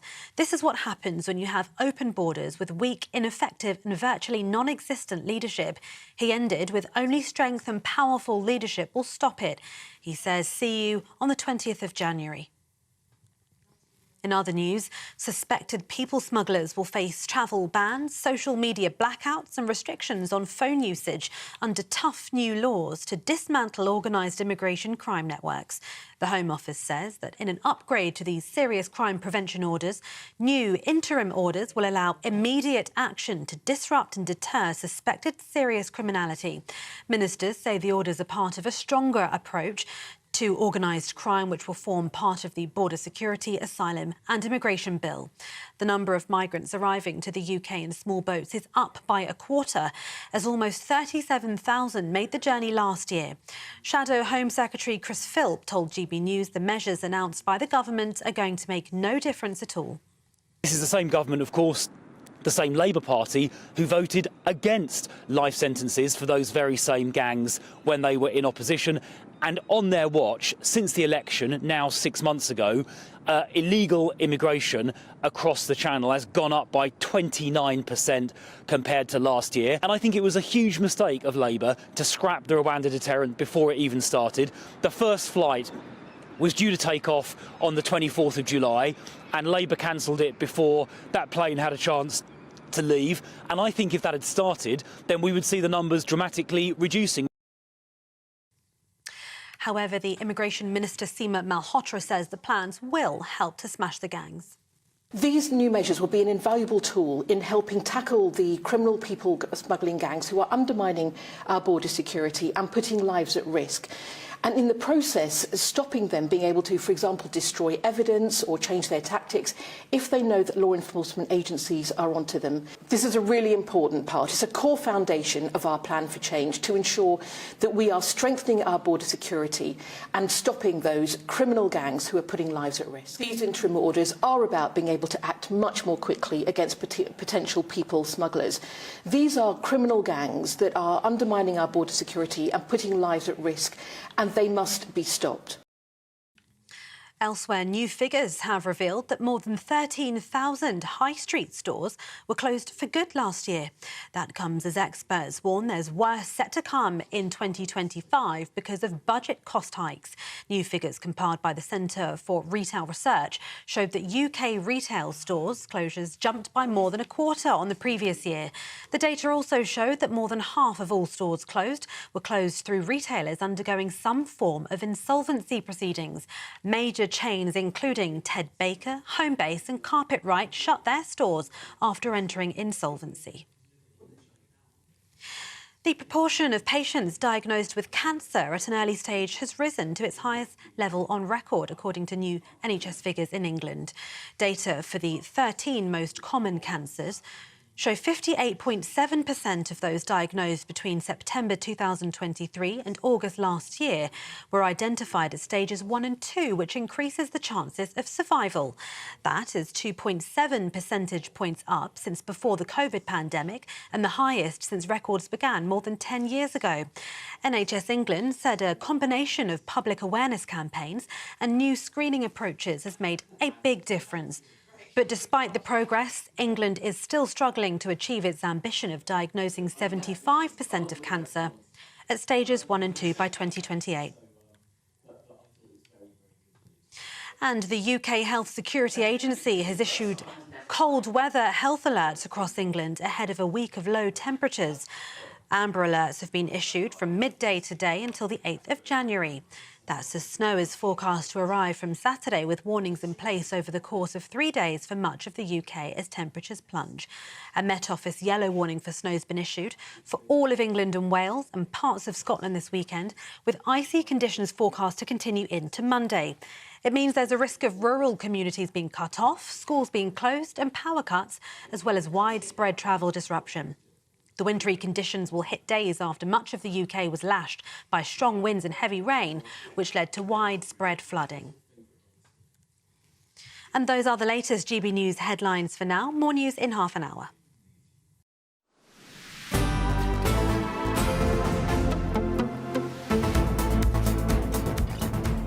Good afternoon, Britain. It's 11 minutes past 1. And this morning, America is in mourning. 15 dead after a car rammed into New Year's revellers in New Orleans. These are live pictures of the aftermath. Yes, now the FBI has named the main suspect as US citizen Shamsuddin Jaguar, who previously served in the US Army for 10 years. He was once deployed in Afghanistan. Yes, they've also said the Islamic State group flag was found in the vehicle, the offending vehicle, and they are investigating the attack as an act of terrorism. President Biden addressed the press with this press conference overnight. The FBI has reported to me the killer was an American citizen, born in Texas. He served in the United States Army on active duty for many years. He also served in the Army Reserve until a few years ago. The FBI also reported to me that mere hours before the attack, he posted videos on social media indicating that he was inspired by ISIS, expressing a desire to kill, The ISIS flag was found in his vehicle, which he rented to conduct this attack. OK, well, meanwhile, in Las Vegas, 1 person has died and 7 have been injured after a Tesla Cybertruck exploded outside Trump's Las Vegas hotel. Now, authorities are investigating whether the 2 incidences could be linked. And in response, the incoming president, President Trump, posted on his Truth Social network. Well, our country is a disaster, he said, a laughingstock all over the world. This is what happens when you have open borders with weak, ineffective and virtually non-existent leadership. Trump ended with, only strength and powerful leadership will stop it. See you on January the 20th. OK, well, joining us now is former head of counter-terrorism at City of London, Kevin Hurley. Kevin, thank you very much indeed for joining us. We're learning more about the 2 suspects here. Apparently, the FBI are looking into potentially military links between the 2. We have Shamsuddin Jaguar, 42 years old, the suspect now dead in New Orleans, and also Matthew Livelsberger, 37, both apparently known to have served in the military. Yeah, well, I mean, we're trying to second guess what's going on, whether or not they had links. Clearly, from what we've seen, the evidence-wise, certainly of the New Orleans drive-by, it's got nothing to do with the military, other than, of course, the fact that the chap was once a regular soldier and then a reservist. What is unusual about this case is that when we deal with these cases of extreme Islamist, Salafist violence, which is what we're talking appears to have happened in New Orleans, most of the perpetrators are generally considerably younger. So this is fairly remarkable that someone of that age, who's gone through the background of being a soldier, reservist soldier, and really a full contributor to society, has ended up converting to this extremist form of Islamist violence. Can't really comment on the other chap or background because we don't know much more about him. I think one thing I would say is that kind of attack is pretty well balanced out in the UK, in that when we have these major events, we do put large crash barriers out around the area now to prevent people having these kind of drive-in vehicle type attacks. Sadly, it's a fact of life, the way the world has changed. The demographics of America, demographics of the UK have changed, and we have got some different people living amongst us with these extremist views.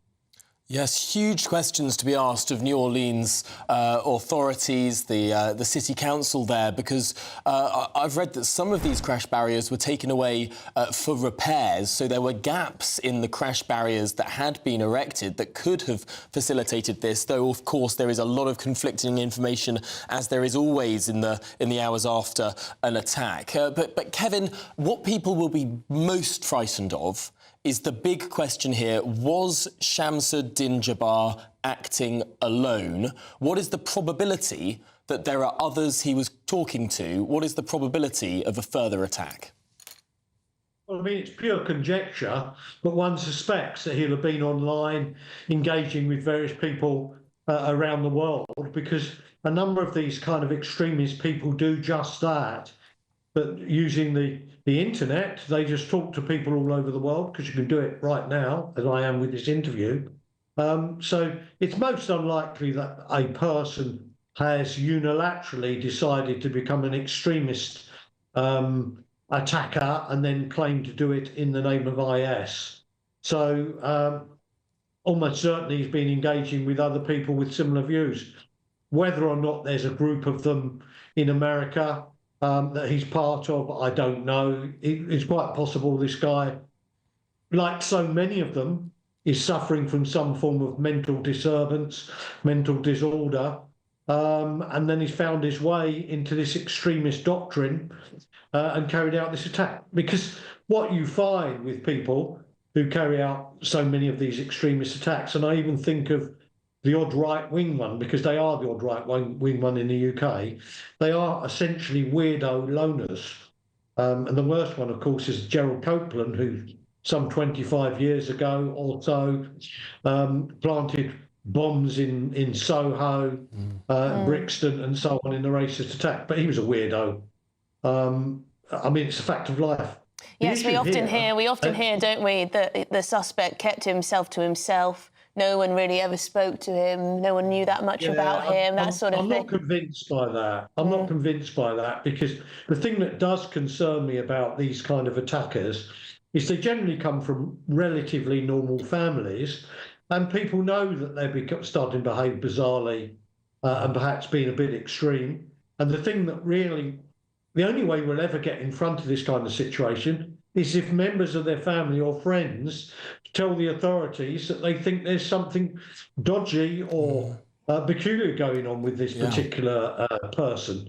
And extraordinary in this case that Jabbar, the suspect's brother, has already told the press that his brother became radicalised. Yeah. Big questions. Why didn't his brother tell anyone earlier? Maybe he did. Maybe he had flagged it. Maybe it had been flagged. We'll find this all out in the fullness of time. Kevin Hurley, thank you very much indeed, former head of counter-terrorism at City of London. But you're totally right that people need to alert the authorities when things go like this. Benjamin Butterworth and Alex Armstrong are still with us. Let's start with you, Alex, as you're new to the panel. What's there to say, really, here? The threat of ISIS is very much a real one. Well, I think what's worrying about this is that this man has clearly been radicalised in some form online. And we're seeing very little done. I mean, we only saw not that long ago with the Southport case where the young man had been radicalised through propaganda spread online. We're not seeing enough done to tackle this across the world. And of course, Trump, and I appreciate he's saying we need strong leadership at this moment in time, which we do. It has been weak leadership that's allowed a lot of radicals to come into the West, but it's not going far enough. We need to do more to tackle this online, so young people and people across the world, aren't being radicalised by extremists. But how do you possibly tackle something that is online? We don't know if any of these suspects were using the surface web, the dark web, the unregulated parts of the internet, which frankly governments simply can't control. But I think that's a bit of a fallacy, because governments have insane access to the internet. They are running parts of the dark internet in order to catch some of these criminals. So you can actually create some of these false flag operations to get these people to interact with you. So the government can do more, and we have massive institutional powers the government's own in this country. GCHQ operates across the internet everywhere. We're constantly catching people early, but we're obviously not going far enough. These are a small minority of people, so we can get hold of them. We're just not going far enough when it comes to internet regulation. Yeah, I mean, what can you do to tackle an ideology? Well, I mean, there are great groups like Tech Against Terrorism that try to delve into the ways that they use it. It used to be Facebook and normal social media. Now you're right that it's a lot more sophisticated and on dark web. I remember, what was it, maybe a year and a half ago, when I was liaising with Shamima Begum, and the journalist that was putting me in touch with Shamima Begum, I couldn't believe when he said she has Twitter, and she has WhatsApp, and she texts people. I mean, it just blew my mind. But, you know, these people are out there and blatant in some senses. But I think what's the doesn't question... have a Twitter account, though. Shamima Begum has Twitter, yes. With a secret name. Yeah, exactly. So when my interview... Well, what is it? What's the Well, handle? I don't know it. Well, apparently Assad had a Twitter. This is one of the things that was found when Syria was liberated, that they found President Assad's secret Twitter account with a fake name. I mean, most people around the world... You need one, don't you? You need an account. I wouldn't be surprised if Kim Jong-un had a Twitter. Well, but no, this is a shocking thing, because we can track IP addresses, and we're pretty good at it. Even with virtual private networks, which is something people can use to hide their IP address, we can still track it. So I really don't buy into this narrative that we can't do anything to stop it. And I agree with Benjamin. There's plenty of this that happens. I mean, first time for everything, eh? There's plenty of this that happens online that we can trace, and we need to do more.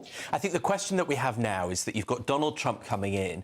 Are these Islamist extremists going to use that as an inflection point to radicalise more homegrown terrorists like this man? Are they going to try and use it to delve into further division? So if terrorism goes up, of the Islamist variety, it is in some way Donald Trump's fault? It's not Donald Trump's fault, but his speaking about America first and some anti-Muslim rhetoric, which is definitely what he does, could drive some of those people into the hands. Now, it's not his fault, it's the fault of the terrorists, but that is a very real risk. Sure it's that? Because the Islamist threat has been, whatever government's been in power.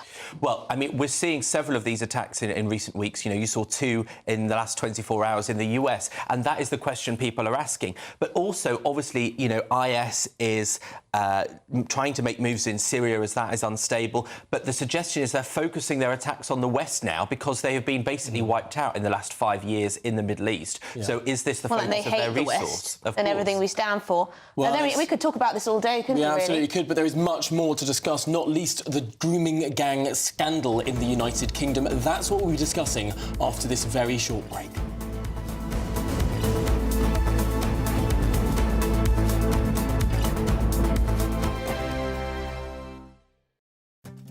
I'm Christopher Hope. This is GB News, Britain's election channel. This is GB News, Britain's news channel. Now we're joined now by Sophia Viraji, the co-founder of the Azealia Foundation, which was created due to the tragic passing of her 8-month-old daughter to leukemia. The foundation is doing some incredible work for children's cancer. Yeah, some really incredible stuff. They've just launched a PhD even where they're funding young doctors to specialise in childhood cancer as, get this, I wasn't aware of this, it's one of the most underfunded areas in the NHS. So not many sectors choose to go down that route, unfortunately. The charity, the foundation, have donated over £1 million worth of equipment to hospitals as well, and we're delighted to welcome Sophia. You've turned a tragedy and grief into triumph, I guess, and something so inspiring. Just tell us about that. Do you recognise that in yourself and the work you're doing? Yeah, I'm here to always honour my daughter and to always continue her name, her legacy, and to support all of these other children fighting against childhood cancer. It was all over social media. I mean, you were, at one point, probably one of the most famous families in this country because of Azealia and Azalia's fight. When you look back now at that time, does it give you comfort that you had so many people behind you? Absolutely.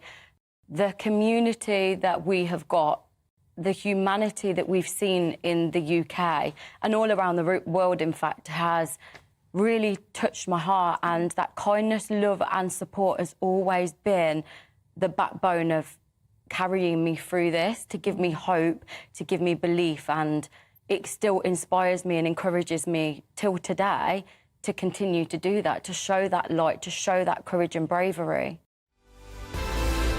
GB News, the People's Channel. Thank you, Britain. Thank you for watching. Thank you for listening. Thanks for subscribing. Thank you for your support. It's you that make us the People's Channel.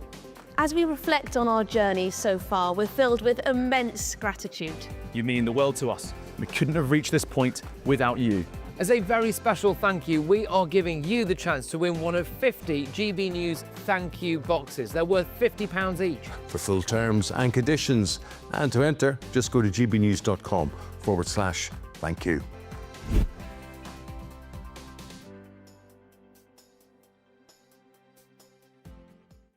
If you want your news to be straight talking, this is a nightmare for the Conservatives again. Down to earth. It's not just Nottingham where this is happening, is it? And most importantly, honest. Hard-working, middle-class taxpayers, they'll get their book thrown at them. Then catch me, Martin Daubney, Monday to Friday, 3 till 6 p.m. on GB News, Britain's news channel.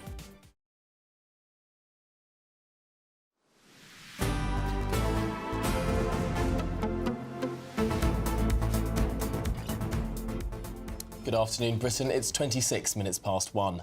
Now, the government has come under fire after refusing to hold a public inquiry into historic sexual abuse by grooming gangs in Oldham. Yes, this decision has been made. A letter that was written by Jess Phillips, the safeguarding minister, and Elon Musk has attacked this decision as disgraceful. Kemi Badenoch has also said that a full national inquiry into rape gangs is long overdue. And yes, Jess Phillips insisted it was for Oldham Council alone to decide whether to launch an investigation into alleged exploitation between the years of 2011 and 2014. Well, joining us now is the Labour Party activist Chris Worrell. Chris, do you think Jess Phillips has missed the mark here? No, not at all. I think, the precedent's been set with Rotherham and Telford, who have, with the J inquiry, they've been, undertaken before. You had the wider J inquiry, if we're looking at Kemi Badenoch there talking about what's not gone further enough. We've had 14 years to sort this out. And ultimately, we need to have a zero-tolerance approach to these grooming gangs. And I think the Labour Party have recognised, 1 in 6, the J inquiry found, of children, women, girls, being affected by child sexual abuse. And, the Labour Party is committed to putting those recommendations forward. That does acknowledge, in the J inquiry, abilities to take if there's further action needed, to take that forward. So Jess Phillips is one of the biggest experts on violence against women and girls. So the J inquiry talks a lot about exploitation within the Church of England, within the Catholic Church, within sort of private family households. I think what a lot of campaigners want to look at is the specific issue of grooming gangs in towns, particularly in some northern and Midlands towns in the UK. And the J inquiry was a much broader inquiry than that issue. Well, that's right. The J inquiry was broader than that, but previous to that, you had the J inquiry into Rotherham, which then led to the wider one. What we've also had is, you've got to remember, Keir Starmer in 2013 was the one who, enacted the review into Rochdale. He also opened and paved the way for historic reviews that has led to the ones that we've seen. And he's also done an overhaul of the CPS. And at the end of the day, we're looking at what the Labour Party's doing under Jess Phillips and Yvette Cooper in the Home Office. We're bringing in new protection orders. They're looking at the systemic failures that have occurred in the policing. They're putting more funding into policing. At the end, we've seen ultimately a lack of political will.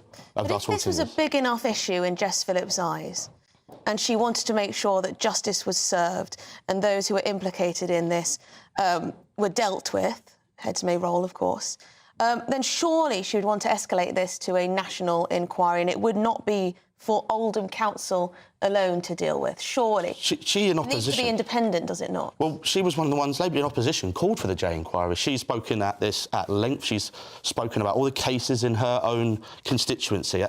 Jess Phillips is definitely the right person to lead on this. Her calling for Oldham to look into its own systemic failings is the first port of call. That's what's happened in Rochdale, what's happened at Rotherham and Telford.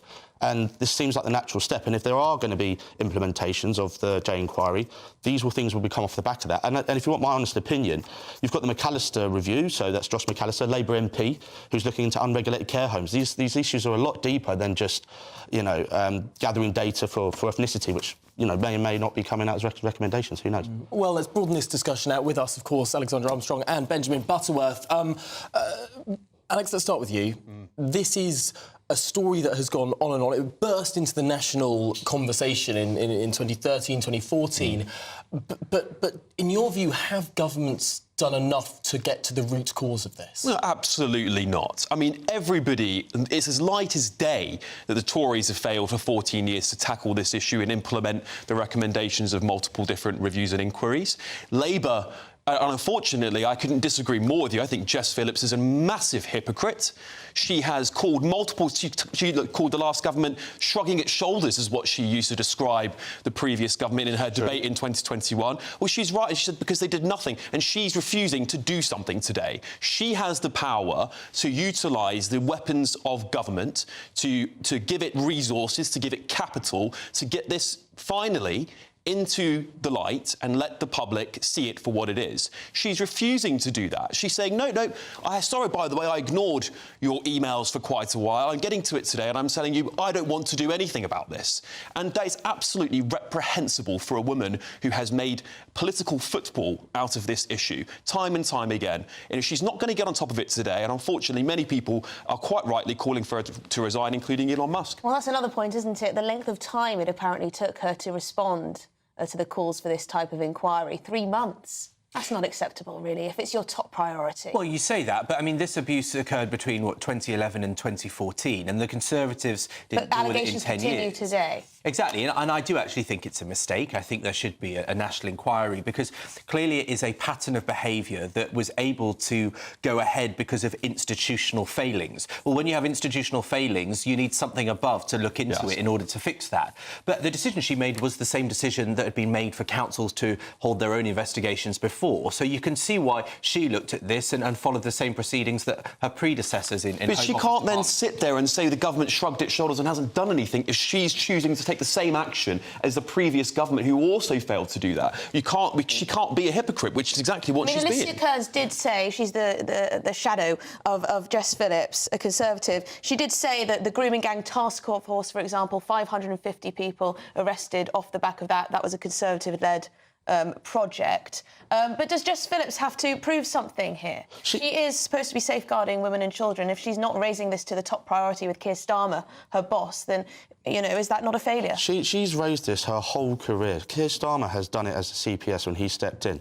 The sort of, nonsense claims here about that we need another national inquiry when we've already had one 2 years ago. People are worried that she may be shying away from the fact that these grooming gangs are predominantly Pakistani men, and that might upset some people in the constituency and others. She's worked very closely. She's worked very closely with Sarah Champion and Rotherham. She's very close to these issues. I think getting to where it needs to be is not just looking at ethnicity. We need to look at the unregulated care homes. We need to. What the Labour Party is doing is embedding sexual abuse specialists in 999 call centres, so victims are referred straight away to support services that they need. So it's not just the police. There's these sort of prevention orders that are coming in.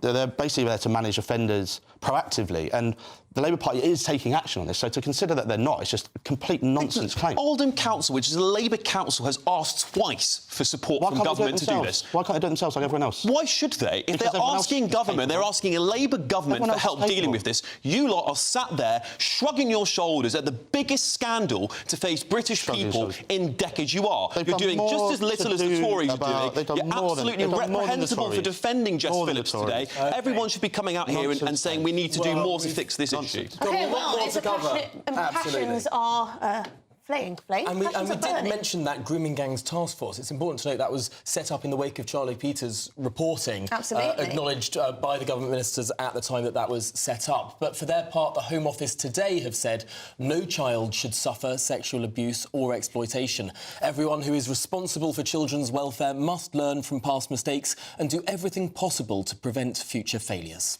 And yes, to the council's request, Jess Phillips acknowledged the strength of feeling that a further inquiry into child sexual exploitation in Oldham should be undertaken.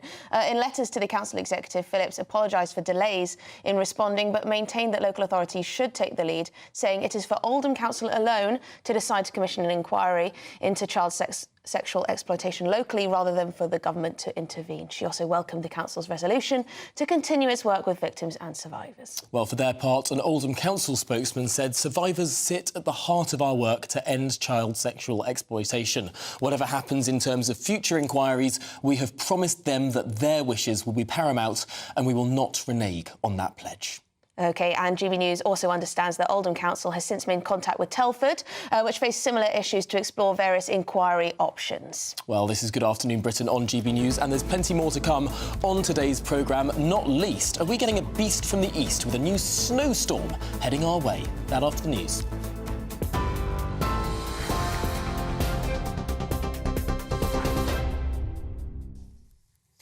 Thank you very much and good afternoon. The top stories: at least 15 people were killed after a US Army veteran who'd expressed a desire to kill drove a pickup truck into crowds of people celebrating New Year in New Orleans before he was shot dead by police.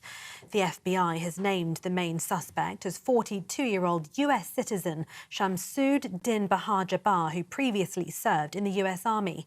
They've also said an Islamic State group flag was found in the vehicle, and they're investigating the attack as an act of terrorism.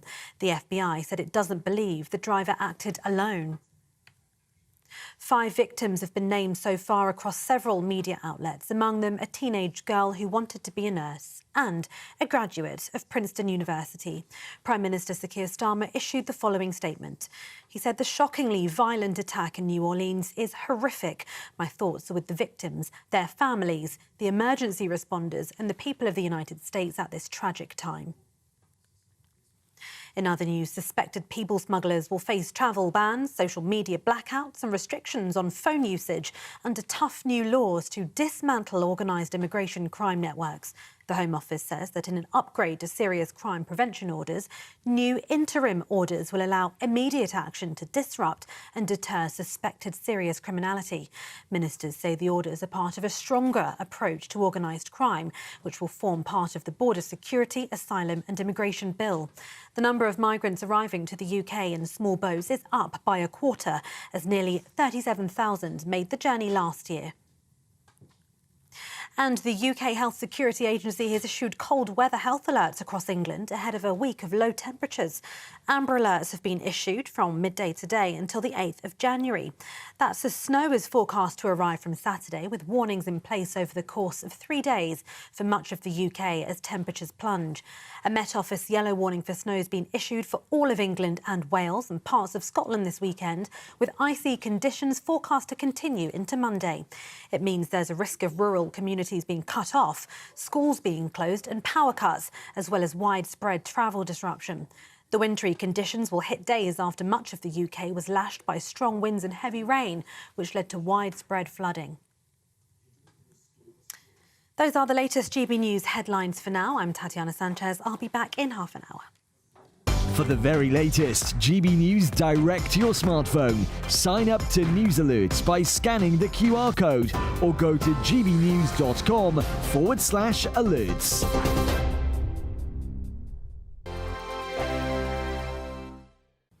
Yes, it's time for your latest weather update from the Met Office here on GB News. Sunny but cold sums up the weather for most places today, and we are going to see some further snow flurries across northern Scotland, where it could turn very icy, particularly tonight. High pressure is sitting up to the northwest. This cold front brought the wet weather across the south yesterday. It's cleared away, but it has introduced the colder air. And yes, further snow showers coming in across northern Scotland through today, and also northern parts of Northern Ireland seeing a few flurries. But for most places, dry and sunny sums up the weather. Plenty of winter sunshine, lifting the temperatures slowly but surely to 2, 3, 4 degrees, maybe 5 or 6 across parts of the south. Feeling colder with the wind particularly along some of these North Sea coasts. The odd snow flurry is possible across northeast England too. Certainly further snow showers today across northern Scotland, and then more wet weather coming in across the Northern Isles. That will bring some heavier snow during this evening to Shetland, and that will spread south towards the mainland as the night goes on.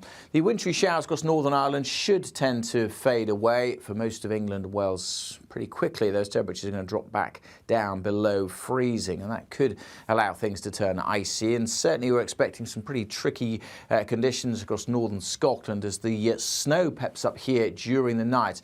Significant covering in some places, and further showers coming into western Scotland may well turn things quite icy here. So that combination of snow and ice problematic across Scotland as we go to first thing Friday morning. Further south, just generally staying dry and clear and very frosty first thing on Friday morning. Still those snow showers coming in across northern Scotland for a time on Friday morning. Potentially quite icy across parts of northwest England too as the showers coming here tomorrow.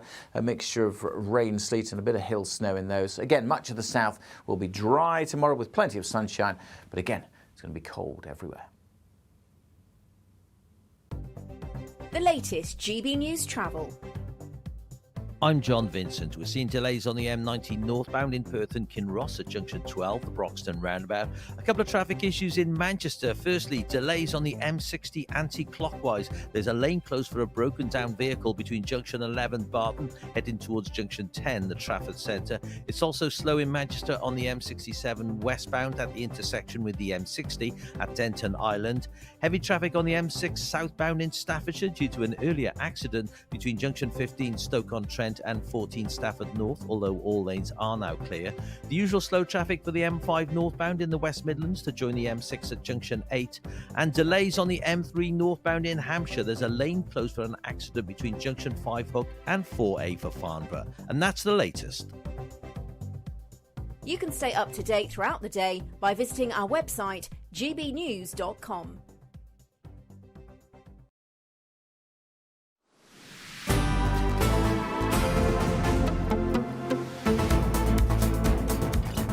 Good afternoon, Britain. It's 1:41. Now, smashing the gangs is, of course, a key promise for this Labour government. But what exactly does it mean? Well, the Home Office has outlined plans to hit suspected people smugglers with travel bans, even social media blackouts and restrictions on accessing their phones. Aren't they already, banned from travelling through the borders? No? OK. Joining us now is GB News political correspondent Catherine Forster. Catherine, so how significant is this announcement then? Well, good afternoon, both. Time will tell. I think it's a little piece, perhaps, of the puzzle in smashing the gangs, but we seem to have traded one three-word slogan for another, don't we, with the change of government, because we had stopped the boats under Rishi Sunak. Of course, anything but that happened. And with Starmer, we now have smashed the gangs.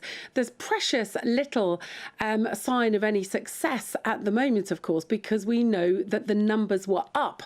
37,000 people crossed the channel illegally last year. That's up 25% on the year before, and 23,000 of those came after Labour were elected. But Seema Malhotra, the immigration minister, was talking this morning about their latest plan. Let's have a little look at what she had to say. These new measures will be an invaluable tool in helping tackle the criminal people smuggling gangs who are undermining our border security and putting lives at risk. And in the process, stopping them being able to, for example, destroy evidence or change their tactics if they know that law enforcement agencies are onto them. This is a really important part. It's a core foundation of our plan for change to ensure that we are strengthening our border security and stopping those criminal gangs who are putting lives at risk. These interim orders are about being able to act much more quickly against potential people smugglers. These are criminal gangs that are undermining our border security and putting lives at risk, and they must be stopped. So the government is trumpeting this, saying that this is going to make a difference. Of course, this only applies to people in the UK. Many of these gangs operate across Europe. The government say that they're working closely with our European counterparts. The PM's been to Italy, learning from Giorgia Meloni. He's also been talking to Macron in France, of course, about how those hundreds of millions that we give to France to patrol the Channel are being spent. The Conservatives, for their part, have poured cold water all over this. The Shadow Home Secretary, Chris Philp, this morning was saying that these are very minor measures that are going to make no difference at all. And of course, as you would expect, they are saying that Labour got rid of the Rwanda plan, which Labour said were a gimmick, several hundred million down the drain there. The Conservatives say those flights were due to start on the 24th of July. Of course, we'll never know if those would have worked, because that was one of the first acts of the Labour government, was to get rid of the Rwanda plan. Well, Catherine Forster, thanks so much for bringing us that overview. Really appreciate it here on Good Afternoon Britain. With us in the studio, of course, Alex Armstrong and Benjamin Butterworth. Benjamin, smash the gangs. I mean, arrivals are up 25%. They are, although if you go back 2 years, they're less than they were. I think that the one lesson we've learned from the last couple of years is the only thing affecting the numbers seems to be how volatile the weather is, which clearly isn't a national security policy. Hang on, it hasn't been a balmy, warm winter, has it? No, but it has been quite mild, actually. You're up a third on this time last year. And that shows how much Rishi Sunak's government failed, because the only months or weeks that he had were when it got too unpleasant or even more dangerous. Now, I think the suggestion of saying that they're banned from social media, banned from travelling, having a curfew is clearly the right thing. It strikes me as odd that they can put these things in place, because if they can work out who the people are, then why aren't they in prison? You know, that's the type of curfew that we give to criminals.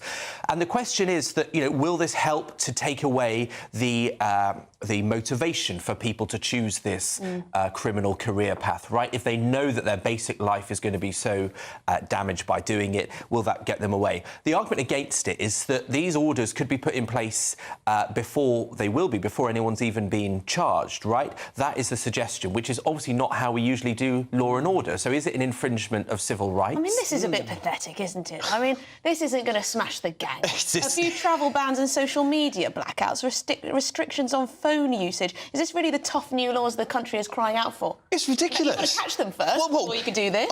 Benjamin nailed it, actually. He said, if we know who they are, why are we just not locking them up? We're saying, we're going to stop you from travelling. These people are people smugglers. They are experts in moving people from country to country without being detected. Yet we're saying, we won't get them. They're the experts. This is ridiculous. This is just posturing. It is not going to touch the sides when it comes to smashing the gangs. And this whole policy is going to be as renowned as the Stop the Boats policy that the Tories had and failed to deliver for 14 years. And Rishi Sunak's legacy is going to be Stop the Boats, that podium is stood in front of, and Keir Starmer's is going to be Smash the Gangs, because these are multi-million-dollar businesses. When you stop one, another one's going to pop up. There is no incentive to stop the people smuggling. It is a million-dollar business, and those people will keep on coming here as long as there's incentive to come to the UK. Well, on that cheery note, Benjamin Butterworth, Alex Armstrong, thanks for talking us through that. Do stay with us. It's my favourite time of the day. So exciting. I am very excited about this. We're going to be talking about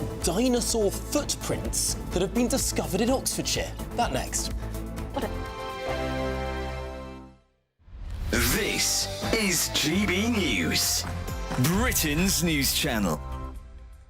British 10-year-old has beaten Stephen Hawking and Albert Einstein in an IQ test, would you believe? Genius Krish Arora got the maximum score of 162, which puts him in the top 1% globally. Goodness me. Well, Krish's parents noticed his brilliant potential after learning he could read fluently by the age of 4. Krish, how does it feel to be a child genius? I feel really happy and privileged. Aww. Do you see it as a gift that you have? Yeah. Oh, that's just wonderful. Nichelle, what do you make of your child being a genius? When did it become apparent to you that Krish had something different, something special? I think at the age of 4, he was doing things that were way beyond and above his age. Yeah. He could read fluently, and he could spell correctly, and he was doing complex decimal divisions. So we thought that he's on to something. I think there's a spark out here. Wow. And how were you reading books, Krish? Did you just pick them up from your mum and dad's bookshelf and just start reading to yourself? We used to go to the library and we got books.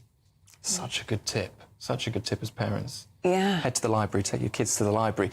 So, Nishal, can Krish just do it all? Is he just an all-rounder genius? Every subject, every talent, he can do it all? Absolutely, and he helps out the family as well. He's been teaching me grade 1 piano, and he hopes, and I repeat, he hopes that I'm going to complete it in 12 months' time. And he also helps out Mum, because when Mum is teaching his sister, Mum sometimes says, Krish, go solve that problem and, help your sister out. So, yes, he can do it all. Krish, you're a superstar.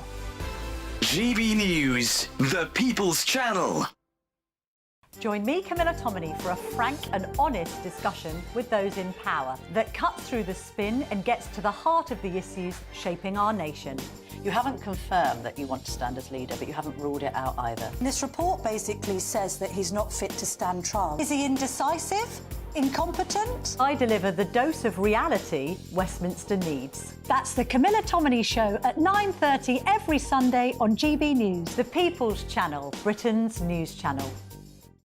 It's Patrick Christie's Tonight, and here we do things differently. It's explaining the absolute madness of this, doesn't it? It's explosive. I mean, this is very good. It's lively. 850. Your government sat there, Sean, and it did nothing. It's controversial. And the Middle East has been in turmoil since before I was born. It's everything you need to kickstart your evening. Everyone's had their Weetabix tonight. I love to see it. That's Patrick Christie's Tonight, weeknights from 9 p.m. Only on GB News, the People's Channel, Britain's news channel.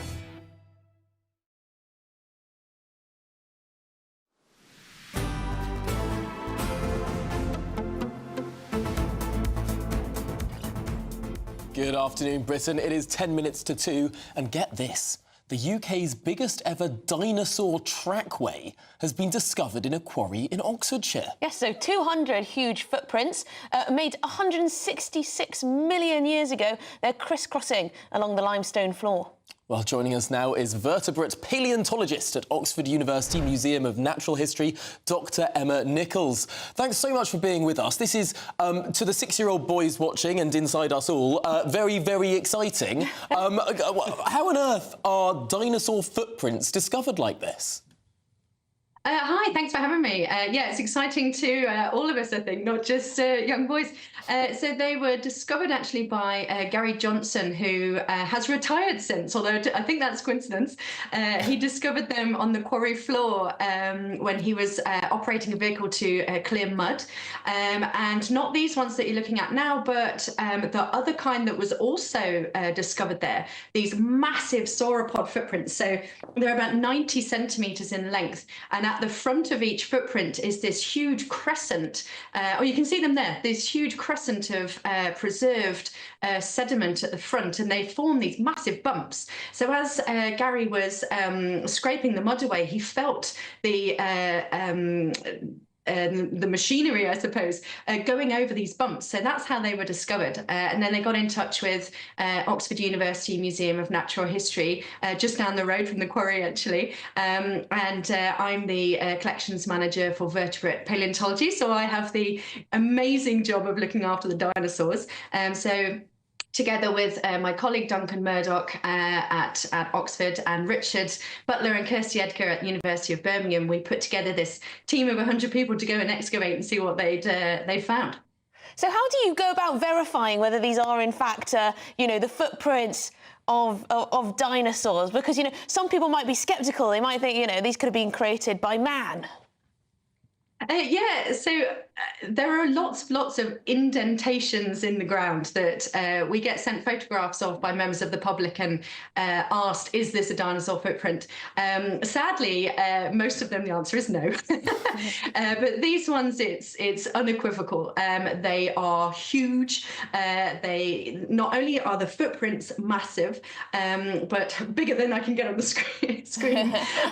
But also the trackways, multiple sequence of footprints, they go on for, the largest one is at least 150 metres. And we know it'll actually be much bigger than that. It's just that it comes out from underneath the quarry wall, goes along and into the quarry wall the other end. Wow, it's quite incredible. Thank you so much for telling us all about it. Dr. Emma Nichols, a paleontologist at Oxford University Museum of Natural History. So, quick thought, very quick thought, 10 seconds. Well, I was going to give you a fun fact. Yes. Did you know some herbivore dinosaurs used to swallow small rocks to help digest the plants in their stomach? Did you know that? That is gastroliths. That is a magical dinosaur. Benjamin Butterworth, do you have a dinosaur fact for us? Did you know that the word dinosaur translates as fearfully great? And if you're wondering where they find them, all 7 continents they have found evidence of dinosaurs on, so they were everywhere. It is crazy to think that we had dinosaurs walking through the green and pleasant land of England back when we were more of a Pangean sort of supercontinent. But much more to come here on Good Afternoon Britain. Yes, we are going to be bringing you the latest updates from New Orleans, where that suspected terror attack took place yesterday.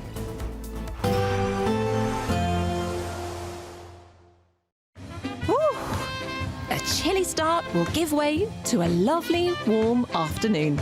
Boxed heat pumps, sponsors of weather on GB News. Yes, it's time for your latest weather update from the Met Office here on GB News. Sunny but cold sums up the weather for most places today, and we are going to see some further snow flurries across northern Scotland, where it could turn very icy, particularly tonight. High pressure is sitting up to the northwest. This cold front brought the wet weather across the south yesterday. It's cleared away, but it has introduced the colder air. And yes, further snow showers coming in across northern Scotland through today, and also northern parts of Northern Ireland seeing a few flurries. But for most places, dry and sunny sums up the weather. Plenty of winter sunshine, lifting the temperatures slowly but surely to 2, 3, 4 degrees, maybe 5 or 6 across parts of the south. Feeling colder with the wind, particularly along some of these North Sea coasts. The odd snow flurry is possible across northeast England too. Certainly further snow showers today across northern Scotland, and then more wet weather coming in across the Northern Isles. That will bring some heavier snow during this evening to Shetland, and that will spread south towards the mainland as the night goes on.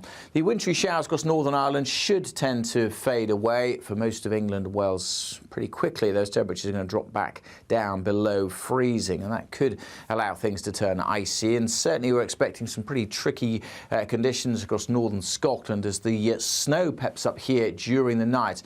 Significant covering in some places, and further showers coming into western Scotland may well turn things quite icy here. So that combination of snow and ice problematic across Scotland as we go to first thing Friday morning. Further south, just generally staying dry and clear and very frosty first thing on Friday morning. Still those snow showers coming in across northern Scotland for a time on Friday morning. Potentially quite icy across parts of northwest England too, as the showers coming here tomorrow.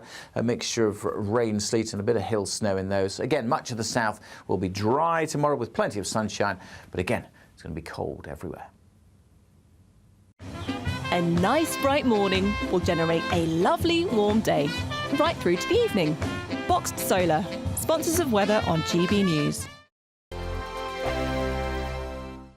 There's still plenty of time to grab your chance to win our biggest cash prize ever, an incredible £50,000. What would you spend £50,000 on in the coming year? Spectacular holidays, a brand new car, home improvements, or maybe you'd just like to save it for a special occasion? For another chance to win, text cash to 63232. One entry costs £2 plus one standard network rate message, or text bonus to 63232. 5 entries cost £5 plus one standard network rate message. Go to gbnews.com/win. Entries start from just £2. You can call 0903 681 3232. Calls cost £2 plus your network access charge. Or post your name and number to GB10 PO Box 8690 Derby DE1 9TT. UK only. Entrance must be 18 or over. Lines close at 6 p.m. on the 31st of January. Please check the closing time if listening or watching on demand. Good luck. GB News Breakfast. Every day from 6 a.m. Millions are struggling to stay warm with the wet weather, the cost of living and, of course, cuts to fuel payments. Yes, winter is fast approaching, so it's crucial to find cost-effective ways to save on your energy expenses whilst staying reasonably warm. So joining us to provide advice on heating your home, or at least staying warm somehow, is one of the leading voices on lowering energy bills, Nick Miles. And you are very welcome in here this morning. I mean, a lot of people would say, well, in the olden days, you just used to put on an extra jumper. But actually, it's more serious than that, isn't it? What is the best way, the most cost-effective way to keep your home warm? Some of the bigger things is we need to do more things on insulating our properties, but actually sometimes, it can be simple things like turning down a thermostat. Those that have got the luxury of being able to afford energy bills and keep their homes on the thermostat a bit too high. If you just turn it down by one simple degree, as long as you keep it between 18 and 22 degrees, can save up to 5 to 10% of your energy bill. So that's a kind of a very simple way of doing things, but it can be other little tips and tricks you can do as well. Yeah, I was going to say, because I always get it when people say about this, but like 18 degrees is not warm for a house. No, and it's twofold actually. It's that kind of relative temperature, but also it's the kind of drafts and things you have in your house. So it's the comfort factor. So what we have a lot of old properties in our country. You've got some 8 million hard-to-treat properties built before World War II that have got poor insulation, but also very, very drafty. So it's the temperature and it's the kind of the draftiness of them that kind of keeps us uncomfortable. GB News, the People's Channel.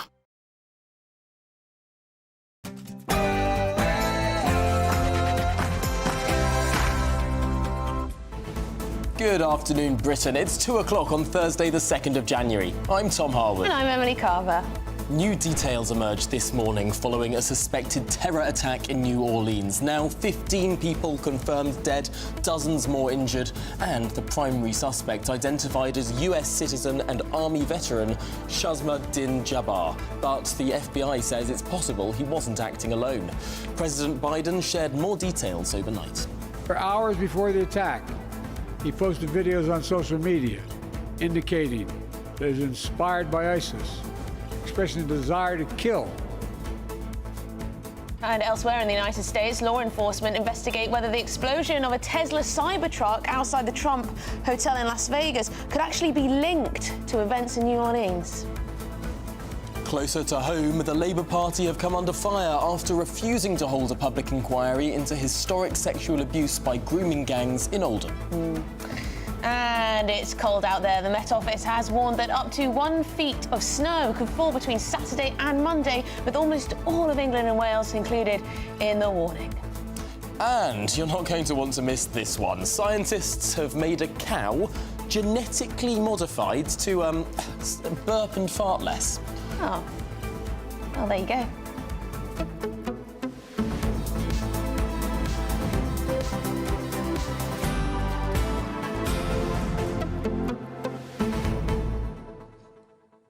Yes, there's a lot going on today. The cow thing. So Tom told me earlier that apparently cows account for 5% of carbon emissions. Yeah, through methane. So of greenhouse gases. Of greenhouse gases. Yeah.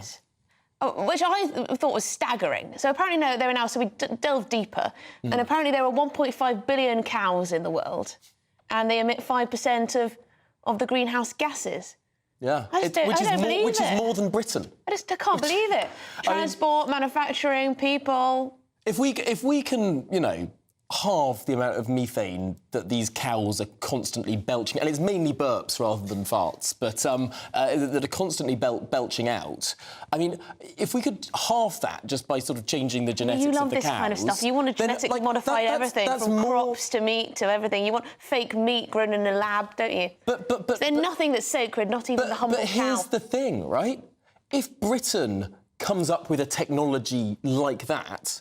I mean, forget net zero in the UK. That's done way more to reduce carbon emissions than any expensive form of renewable energy. Do they really need to be genetically modified? Yes. You know, can't we just grow a few more trees around the cows? No.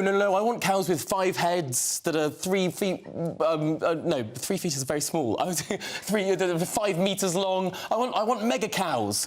I mean, why not? Live in the future. I don't know. Let us know what you think. Do you think that we need to solve climate change by genetically modifying cows to not fart and burp as much? Let us know at gbnews.com/your say, because it's been done already. Yeah, no, magical. What a world we're living in. We're also going to be covering, of course, the bigger stories, the terror attacks or the suspected terror attacks in the United States.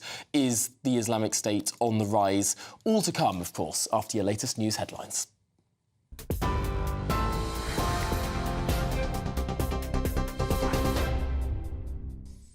Tom, Emily, thank you very much. Well, that top story that at least 15 people were killed after a US Army veteran who'd expressed a desire to kill drove a pickup truck into crowds of people celebrating New Year in New Orleans before he was shot dead by police. The FBI has named the main suspect as 42-year-old US citizen Shamsuddin Bahar, who previously served in the US Army. They've also said an Islamic State group flag was found in the vehicle, and they're investigating the attack as an act of terrorism.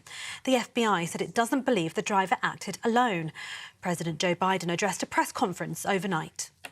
The FBI has reported to me the killer was an American citizen, born in Texas. He served in the United States Army on active duty for many years. He also served in the Army Reserve until a few years ago. The FBI also reported to me that mere hours before the attack, he posted videos on social media indicating that he was inspired by ISIS, expressing a desire to kill. The ISIS flag was found in his vehicle, which he rented to conduct this attack. 5 victims have been named so far across several media outlets, among them a teenage girl who wanted to be a nurse and a graduate of Princeton University. Prime Minister Sir Keir Starmer issued the following statement. The shockingly violent attack in New Orleans is horrific. My thoughts are with the victims, their families, the emergency responders and the people of the United States at this tragic time. Meanwhile, police are investigating after a Tesla Cybertruck filled with fuel canisters and firework mortars exploded outside the Trump Hotel in Las Vegas.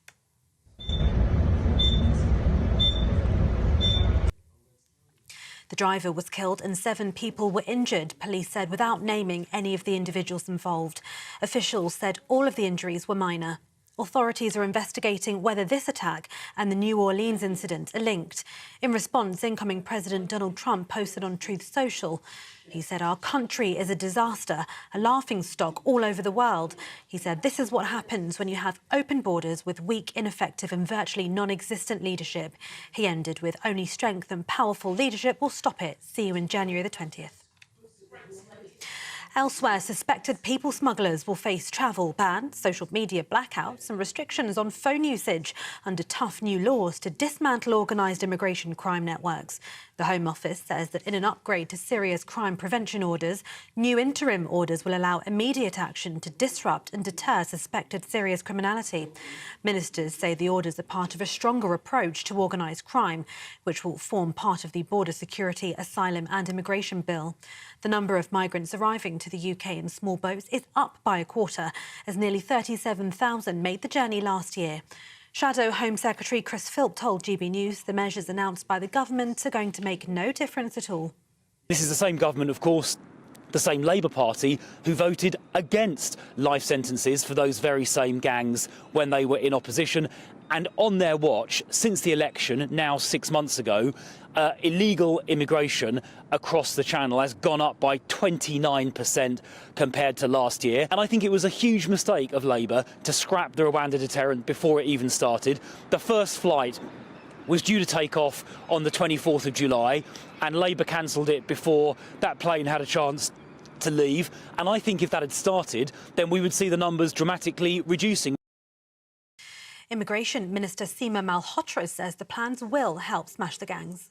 These new measures will be an invaluable tool in helping tackle the criminal people smuggling gangs who are undermining our border security and putting lives at risk. And in the process, stopping them being able to, for example, destroy evidence or change their tactics if they know that law enforcement agencies are onto them. This is a really important part. It's a core foundation of our plan for change to ensure that we are strengthening our border security and stopping those criminal gangs who are putting lives at risk. These interim orders are about being able to act much more quickly against potential people smugglers. These are criminal gangs that are undermining our border security and putting lives at risk, and they must be stopped. And the UK Health Security Agency has issued cold weather health alerts across England ahead of a week of low temperatures. Amber alerts have been issued from midday today until the 8th of January. That's as snow is forecast to arrive from Saturday, with warnings in place over the course of 3 days for much of the UK as temperatures plunge. A Met Office yellow warning for snow has been issued for all of England and Wales and parts of Scotland this weekend, with icy conditions forecast to continue into Monday. It means there's a risk of rural communities being cut off, schools being closed and power cuts, as well as widespread travel disruption. The wintry conditions will hit days after much of the UK was lashed by strong winds and heavy rain, which led to widespread flooding. Those are the latest GB News headlines. For now, more from me in half an hour.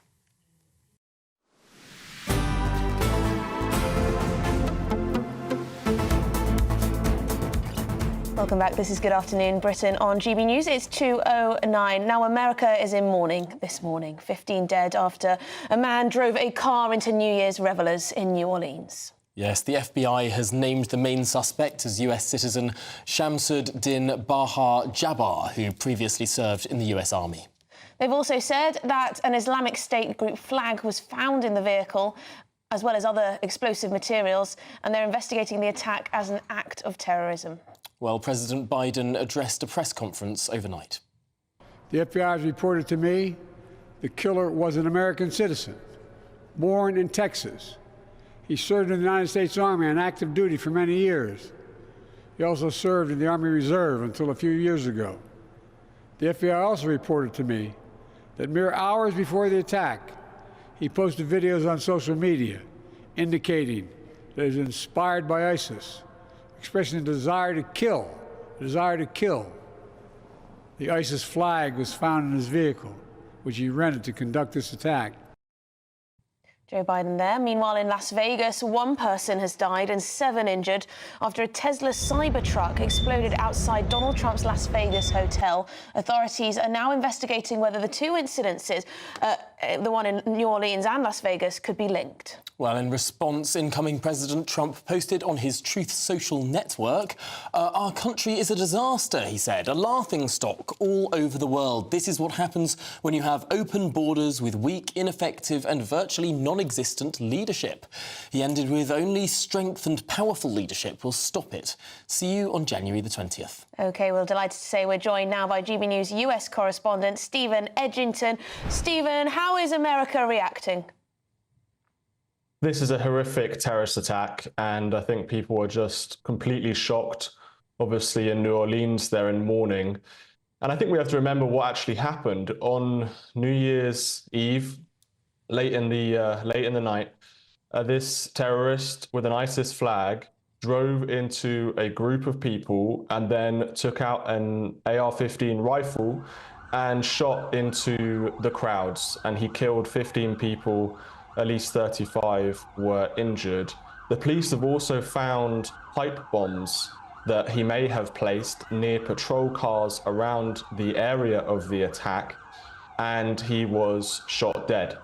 There seems to be a link to ISIS here.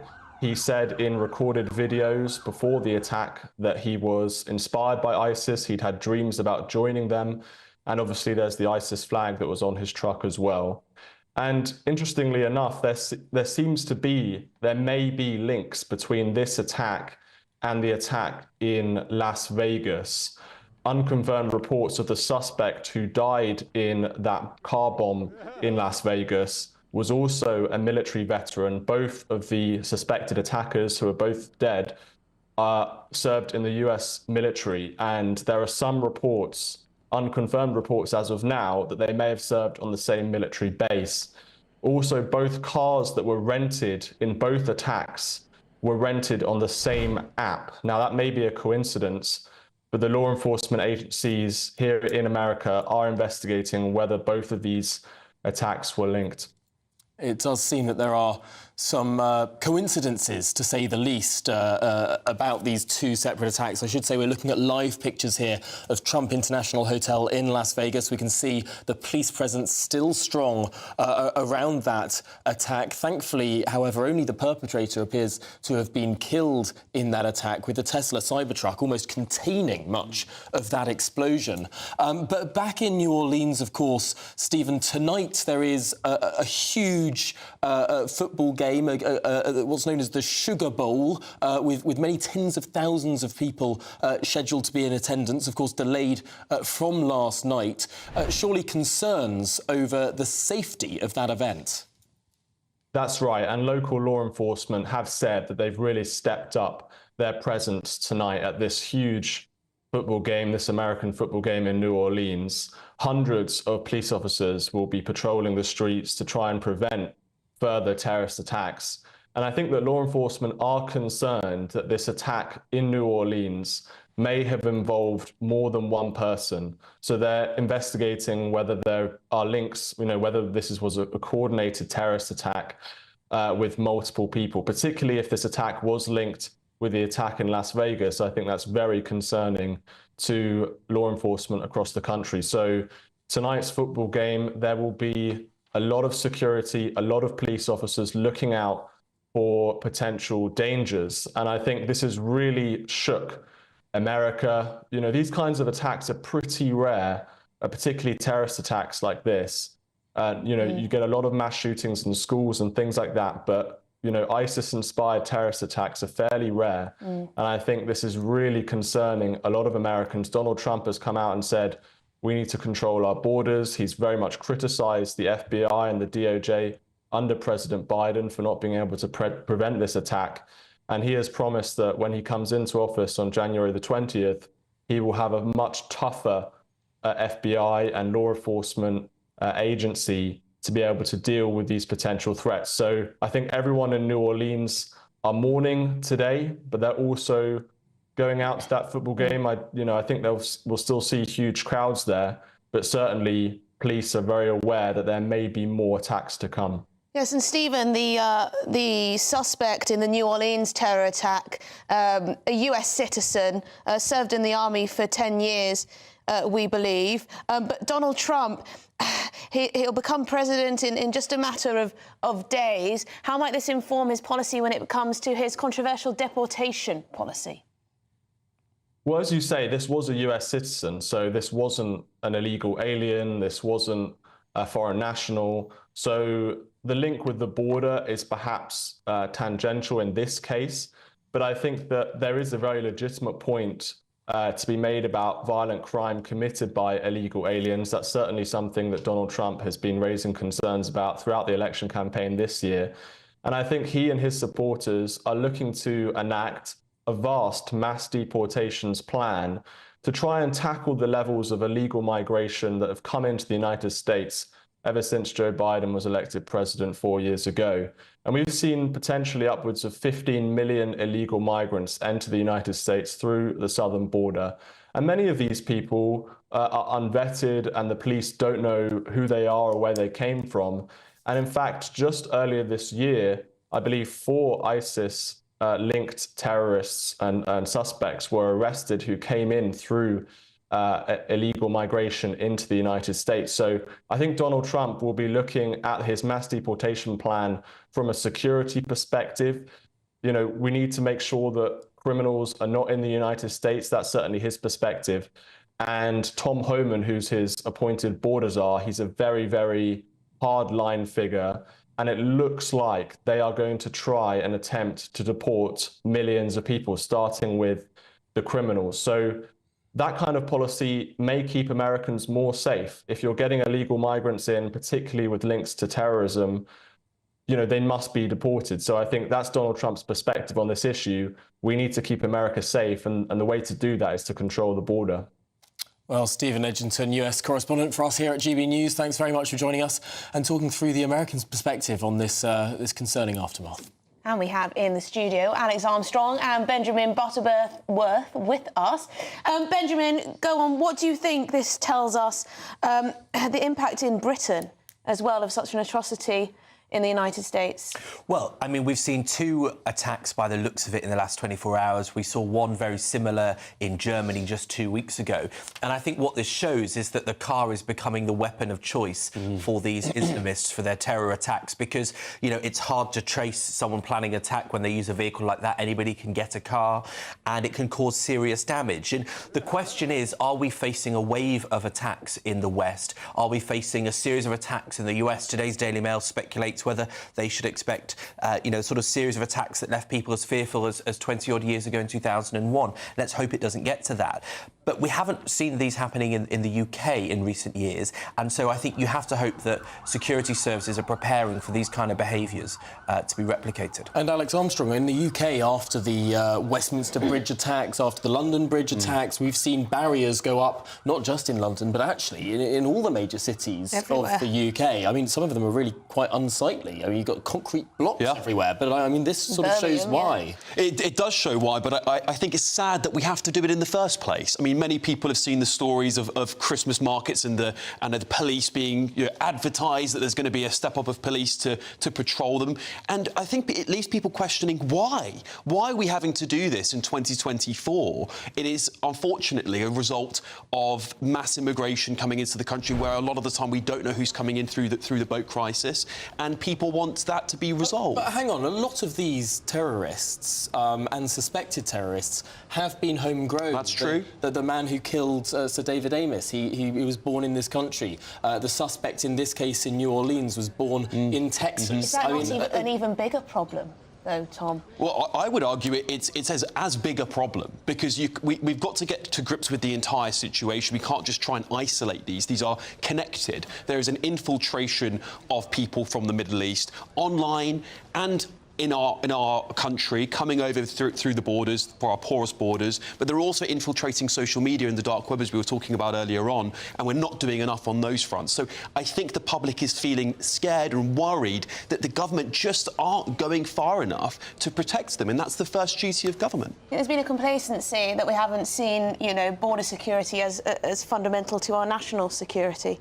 I mean, I think in many ways what we're seeing is that, the border security obviously matters, but the idea that is some silver bullet to solve this problem is wrong, because a lot of it is digital.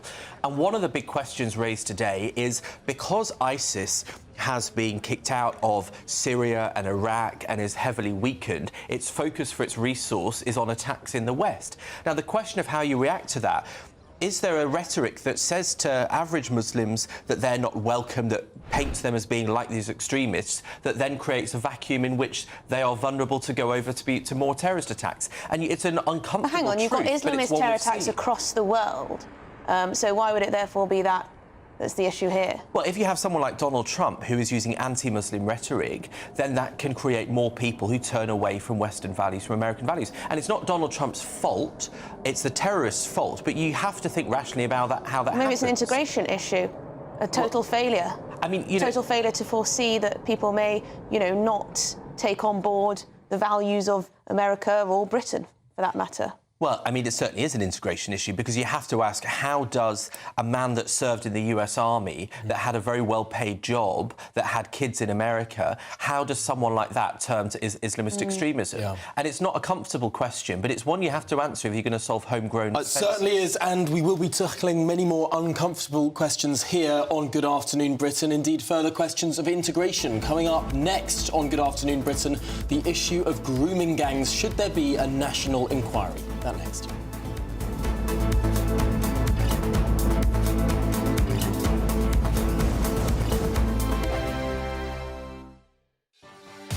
Martin Daubney, weekdays from 3 p.m. Jaguar has ditched its growling big cat logo as part of what can only be described as a woke rebrand. The badge that has been used for decades, look at it, beautiful, on the bonnets of luxury cars has been swapped for a curved geometric J badge. They've also released a brand new advert, look at it, for their rebrand, which prompted Elon Musk to ask if the company actually sold cars. I thought this was a wind-up. It's not. It's true. Joining me now to discuss this is the motoring journalist Amanda Stratton. Amanda, what on earth is going on at Jaguar? The car of James Bond, Batman, Arthur Daley has gone off the scale woke. Please make me make sense of it. The E-Type is an absolutely iconic car, and it's important that people remember that, in fact, in its heyday, Jaguar was an incredibly prestigious brand, more so really than other British brands like Aston Martin, for example. But, you know, people in the industry are left sort of scratching their heads because you need to do something bold, you need to do something that catches people's attention, but you also need to stay true to who you are and what you are, and I'm not sure that this is it. Amanda, that could be an advert for anything. It could be cat food. It could be Karl Lagerfeld. It could be literally anything apart from a Jag. Well, I mean, honestly, I mean, OK, we're talking about it. So we are talking about it, but we're not talking about it for the right reasons, are we? And I think if I was going to be speculative here, I would like to think that this is actually all part of a cunning plan to get everybody talking about it. Yeah. So when they do launch the first new car that we're going to see, which, you know, people have been waiting, as I say, since 2001. GB News, the People's Channel. Every Saturday, 10 till 12, we'll bring you all of the news that you need to know. We'll also remind you there is so much to smile about. It's my favourite time of the week. I get to relax, enjoy some light-hearted stories, and let Ellie teach me about fashion too. That's Saturday Morning Live, every Saturday, 10 till 12. Only on GB News, Britain's news channel. Join me, Nana Akweer, for an informative, interactive news programme with a difference. It's fun. No, he didn't say that, Dave. I'm so surprised. I think there's an element of truth to that. Join me from 3 p.m. every weekend, only on GB News, Britain's news channel. If you want your news to be straight talking, this is a nightmare for the Conservatives. Again, down to earth. It's not just Nottingham where this is happening, is it? And most importantly, honest. Hard-working, middle-class taxpayers, they'll get their book thrown at them. They catch me, Martin Daubney, Monday to Friday, 3 till 6 p.m. on GB News, Britain's news channel.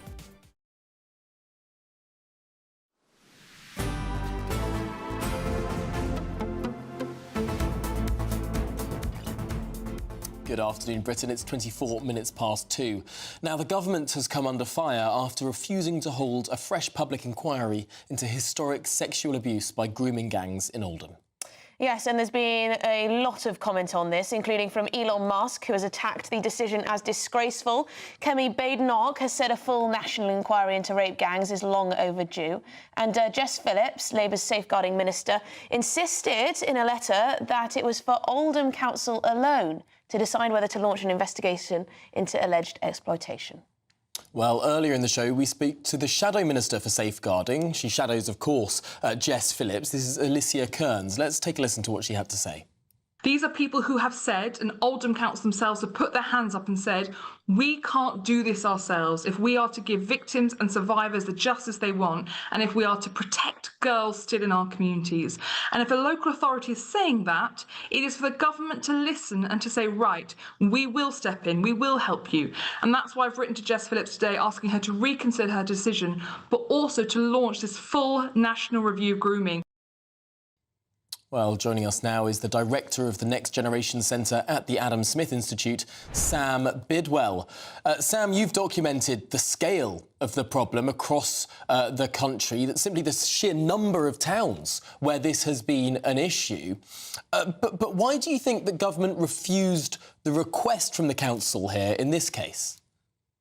Well, let's be absolutely clear about what we're talking about here. This is not an isolated incident in Oldham.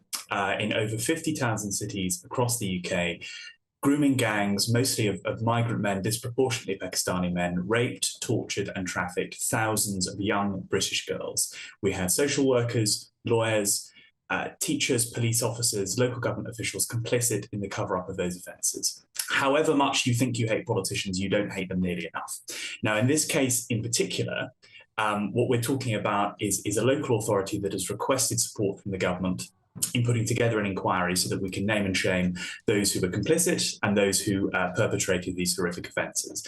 I think there are two things going on. The first is that Jess Phillips, in particular, the safeguarding minister, has a lot of Muslims in her constituency. We saw at the last general election campaign that was a close-run fight between a local sectarian independent and Phillips. She was abused, she was heckled. She, of course, blamed it on misogyny because she didn't want to address the real issue at play here. And she, I suppose, fears that at the next general election, a grooming gang inquiry called by her, which shed a light on the harm done by Muslims in Oldham, just on that point, on her electoral chances. Yes, I noticed the sort of Gaza independent challenger to Jess Phillips came around 600 votes away from defeating her at the general election. He's part of the Workers' Party, George Galloway's outfit. He's actually spoken quite a bit about grooming gangs. I looked this up earlier and I was quite surprised that actually a fair bit of the rhetoric from the Workers' Party and this candidate's Twitter feed was saying we need to crack down on grooming gangs, this is a disgrace. It's almost as if he was talking about it more than Jess Phillips. Yeah, potentially. I mean, it's worth remembering that the Workers' Party plays a clever game. It talks in two ways to two different groups of people. In fact, at the Rochdale by-election last year, back in, I think it was February or March, George Galloway released two leaflets, one to Muslims and one to white British households. In the leaflet to Muslims, he was saying, we must clear the name of the Muslim community in this town. We must make sure that nobody accuses us of hosting groomers. And of course, he was talking to the right of Nigel Farage in that other letter to white British constituents. So there is, it's a difficult story to unpick as far as sectarian voting habits are concerned. But there's certainly, in the case of Jess Phillips, there is certainly local pressure on her to avoid any such. I mean, Sam, the only thing I would say in Jess Phillips' defence is that she has written about this in the past. I mean, I'm just looking at, an op-ed she wrote back in 2018. How many Telfords before we get serious about child grooming? There she was calling for some kind of independent inquiry. She has mentioned it as well in the Commons. Do you think something's changed there? Well, I think it goes well beyond Jess Phillips. I mentioned at the beginning, I think there are two reasons for this. The core thing to remember is that this is an issue that cuts across not just Oldham, but across the country, and there will be Labour Party complicity from Labour Party officials, elected local councillors, in the cover-up of these offences. It's worth remembering that Jim McMahon MP, who at the time served as leader of Oldham Council, is now a minister. He covers the local government and devolution brief. Now, I suspect that Jess would not make herself very popular if she validated an inquiry into one of her colleagues. This is really about people covering their own backs. Fascinating. Thank you so much, Sam Bidwell. Great to have you on. Thank you. Right, now joining us is our panel, political commentator Alex Armstrong and journalist and writer Benjamin Butterworth. Alex, do you think this is about covering up? I think there I think there has been a series of cover-ups, and we've been talking about this over the last week. There's plenty of officials in this country who have yet to be held to account for their actions. We have failed tens of thousands of young girls, children and women in this country. We have not had a proper inquiry on a national scale. And there are politicians in this country who are now in government who spent the last 14 years in opposition playing political football with these victims and with this issue, who have got the power today to do something about this and are now shrugging their shoulders as they accuse the previous governments of doing it and are doing nothing. They're going to do absolutely nothing. They're going to let Oldham have an inquiry into itself, which, as we've seen before, doesn't have the capital and the resources that a national inquiry would do. I think it's an abject failure. I suppose one of the arguments here is, do we need more inquiries? Don't we know what went on? In many cases, we know the perpetrators. Isn't it action rather than inquiries? I mean, if government inquiries fixed anything, we'd be a very different country. Often, an inquiry is a political answer to a difficult question. It's kind of a getting around it. It's trying to make a story. Now, look, other councils have had investigations, and that was commissioned by the previous Conservative governments, and there was no outrage there. So what the minister's done is the same as what previous governments did. But I still think it's a mistake, because clearly there is a problem that is not unique to these areas. It is an attitude problem, it's an institutional problem, and you need people above that pay grade in order to expose that. Because there's nothing to say that there aren't other areas in the country where the same behaviour, the same mistakes play out because they failed to learn the lessons. And you can't do that at a local government level. Absolutely. Well, Benjamin Butterworth, Alex Armstrong, thank you very much indeed. A Home Office spokesman has said no child should ever suffer sexual abuse or exploitation. Everyone who is responsible for children's welfare must learn from past mistakes and do everything possible to prevent future failures. Meanwhile, the Safeguarding Minister, Jess Phillips, herself responded to the Council's request, acknowledging the strength of feeling that a further inquiry into child sexual exploitation in Oldham should be undertaken. In letters to the Council Executive, Phillips apologised for delays in responding, but maintained that local authorities should take the lead, saying it's for Oldham Council alone to decide to commission an inquiry into child sexual exploitation locally, rather than for the government to intervene. She welcomed the Council's resolution to continue its work with victims and survivors. And an Oldham Council spokesman said survivors sit at the heart of our work to end child sexual exploitation. Whatever happens in terms of future inquiries, we have promised them that their wish will be paramount, and we will not renege on that pledge. Well, GB News also understands that Oldham Council has since made contact with Telford, which of course faced similar issues, to explore the various inquiry options. OK, well, this is Good Afternoon Britain on GB News. Lots more coming up on today's show. Sorry to say, but the High Street, well, it's in need of some repair. Are we facing the death of it? That's next.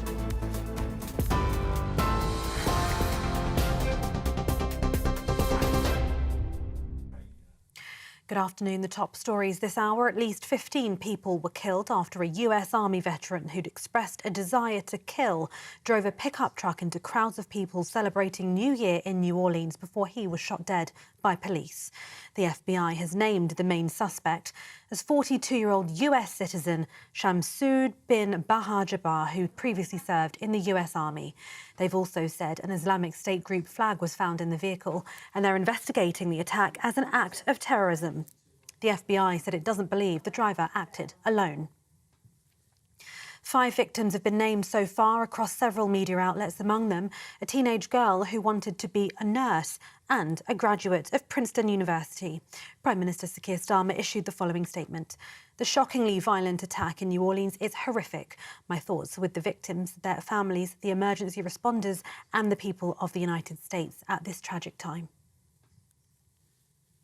In other news, suspected people smugglers will face travel bans, social media blackouts and restrictions on phone usage under tough new laws to dismantle organised immigration crime networks. The Home Office says that in an upgrade to serious crime prevention orders, new interim orders will allow immediate action to disrupt and deter suspected serious criminality. Ministers say the orders are part of a stronger approach to organised crime, which will form part of the Border Security, Asylum and Immigration Bill. The number of migrants arriving to the UK in small boats is up by a quarter, as nearly 37,000 made the journey last year. And the UK Health Security Agency has issued cold weather health alerts across England ahead of a week of low temperatures. Amber alerts have been issued from midday today until the 8th of January.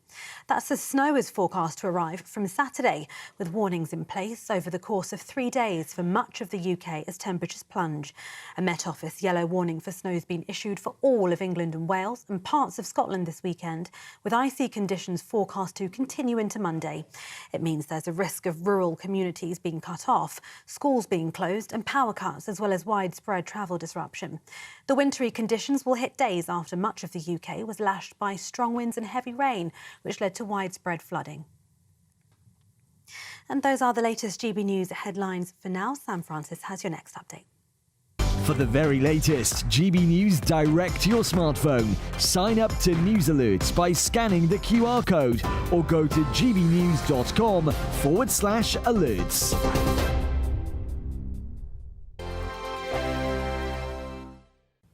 Yes, it's time for your latest weather update from the Met Office here on GB News. Sunny but cold sums up the weather for most places today, and we are going to see some further snow flurries across northern Scotland, where it could turn very icy, particularly tonight. High pressure is sitting up to the northwest. This cold front brought the wet weather across the south yesterday. It's cleared away, but it has introduced the colder air. And yes, further snow showers coming in across northern Scotland through today, and also northern parts of Northern Ireland seeing a few flurries. But for most places, dry and sunny sums up the weather. Plenty of winter sunshine, lifting the temperatures slowly but surely to 2, 3, 4 degrees, maybe 5 or 6 across parts of the south. Feeling colder with the wind, particularly along some of these North Sea coasts. The odd snow flurry is possible across northeast England too. Certainly further snow showers today across northern Scotland, and then more wet weather coming in across the Northern Isles. That will bring some heavier snow during this evening to Shetland, and that will spread south towards the mainland as the night goes on. The wintry showers across Northern Ireland should tend to fade away. For most of England and Wales, pretty quickly those temperatures are going to drop back down below freezing, and that could allow things to turn icy. And certainly we're expecting some pretty tricky conditions across northern Scotland as the snow peps up here during the night. Significant covering in some places, and further showers coming into western Scotland may well turn things quite icy here. So that combination of snow and ice problematic across Scotland as we go to first thing Friday morning. Further south, just generally staying dry and clear and very frosty first thing on Friday morning. Still those snow showers coming in across northern Scotland for a time on Friday morning. Potentially quite icy across parts of northwest England too, as the showers coming here tomorrow. A mixture of rain, sleet and a bit of hill snow in those. Again, much of the south will be dry tomorrow with plenty of sunshine, but again, it's going to be cold everywhere. The latest GB News travel. Good afternoon, I'm John Vincent. Queues on the M90 northbound in Perth and Kinross at junction 12, the Broxton roundabout. In Cumbria, the A591 is impassable in both directions between Bassenthwaite and Keswick. That's due to ice. The A1M southbound in South Yorkshire, queues there due to an earlier accident between junction 49 Thirsk and 48 for Boroughbridge. Stop-start for the M6 southbound in Staffordshire. There's a lane closed for an accident between junction 15 Stoke-on-Trent and the Stafford services. The usual slow traffic for the M5 northbound in the West Midlands to join the M6 at junction 8. And queuing traffic on the A1M northbound in Hertfordshire. It's all due to an accident between junction 9 Letchworth and 10 for Baldock. And that's the latest. You can stay up to date throughout the day by visiting our website, gbnews.com.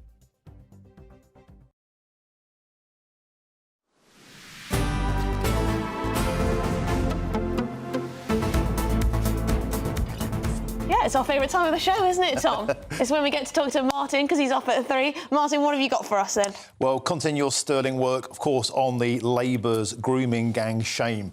I'll be joined by the Oldham councillor who first blew the whistle and demanded this inquiry. Don't forget, they won that inquiry on the back of the fact the Labour Party repeatedly refused to do it in Oldham, and they were only going to get wiped out at the council elections, and they conceded that they would allow this. And Oldham all along said, we can't afford to do this. They can't be trusted to mock their own homework. There needs to be a national inquiry. I've got him. I'll be joined by Maggie Oliver, of course, the peerless Maggie Oliver.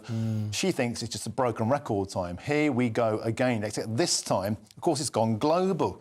I'll also be joined by Donna Jones. She's a Police and Crime Commissioner who calls this decision shameful. And she told me how much this will cost. She thinks it's all about the money. The cost of one of these inquiries is a pitiful amount of money compared to what they're throwing at train drivers, for example. So is it the cost? Is it the political fallout? Is it the fact everyone just wants to ignore it and hope it goes away? It won't. I think, actually, this is a turning point in this whole debate. And I've got a great story about a guy who runs a company called My Local Bobby. A private policing company stepped in and arrested a Romanian illegal immigrant, serial thief, arrested 7 times.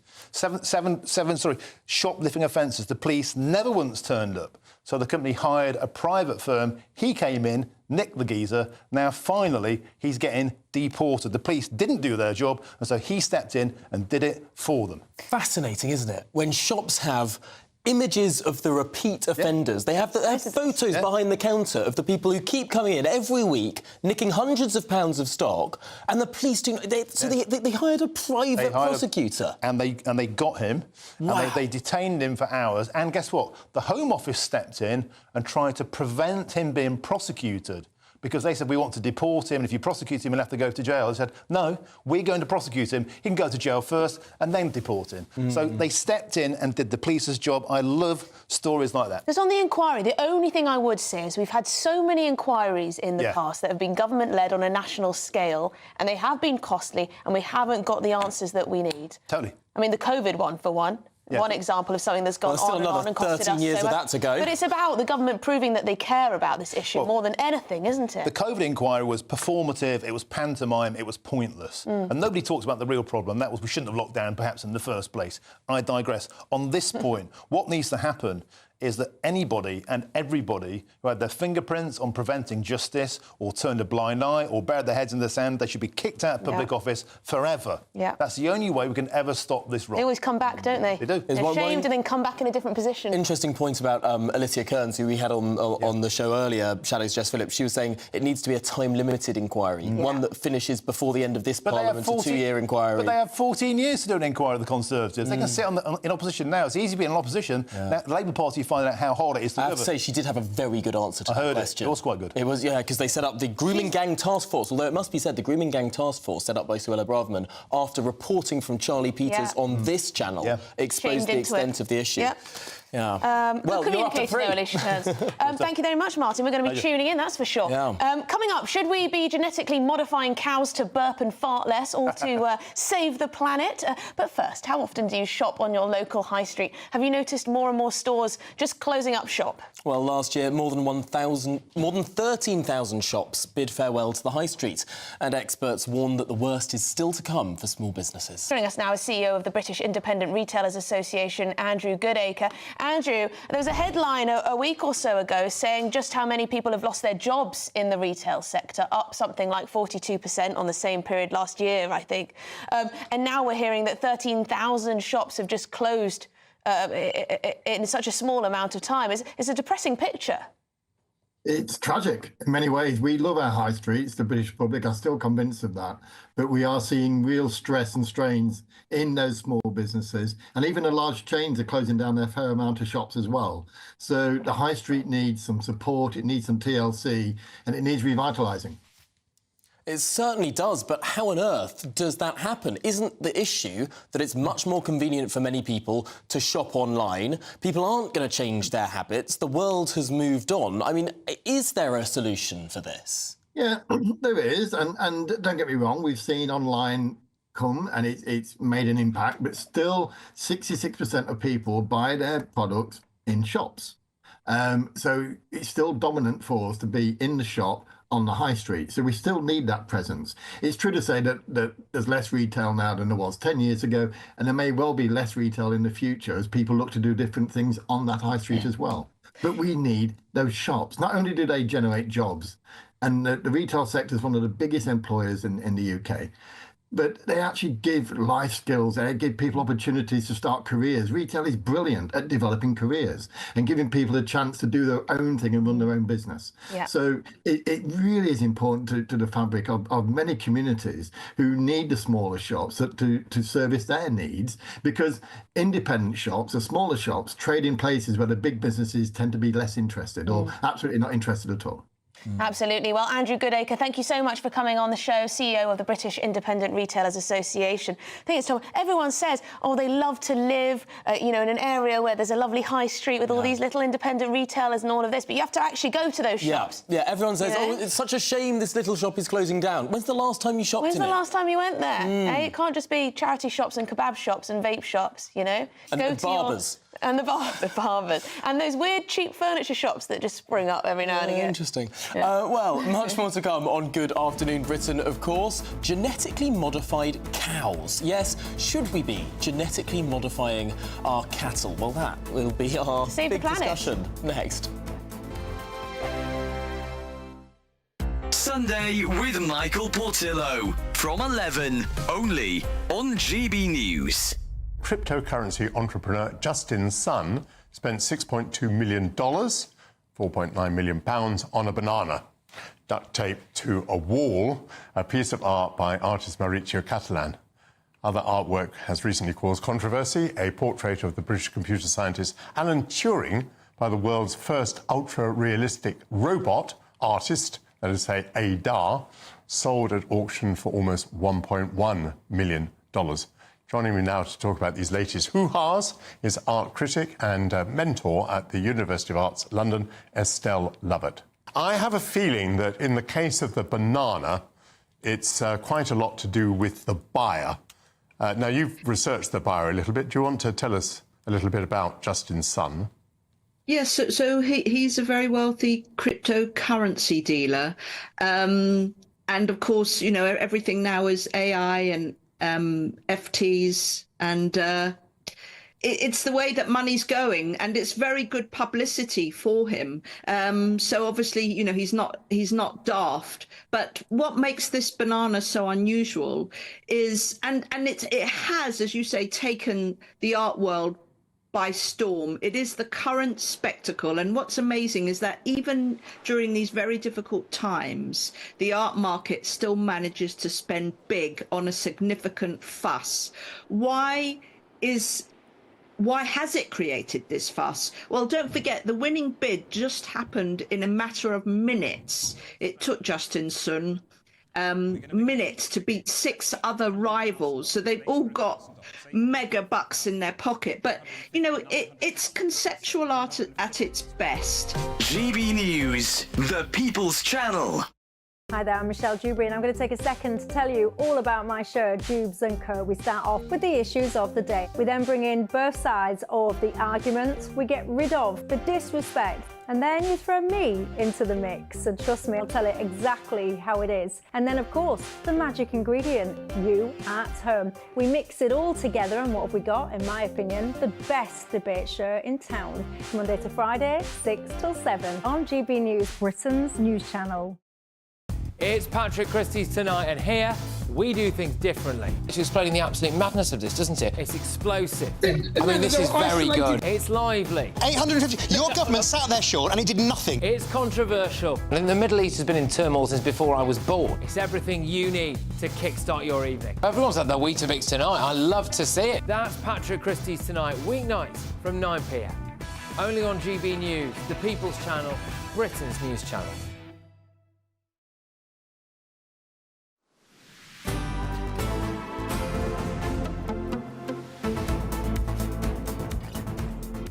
Good afternoon, Britain. It's coming up to 10 to 3. Now, a calf, which has been genetically modified to burp and fart less, has been born. Yes, this is Hilda, the genetically modified calf that was born using IVF and looks like any other cow in the herd, but her genes have actually been modified in an attempt to stop the release of harmful greenhouse gases, and so you save the planet.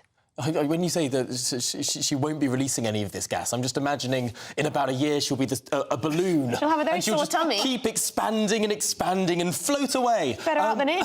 But no, vets are working on a project to breed more environmentally friendly cows. Describe this as a hugely significant moment. Have we solved all the other issues? You know, if we're to get onto cows. I don't think that's how science works. We don't have to do one thing at a time. Come on. Priorities, Tom.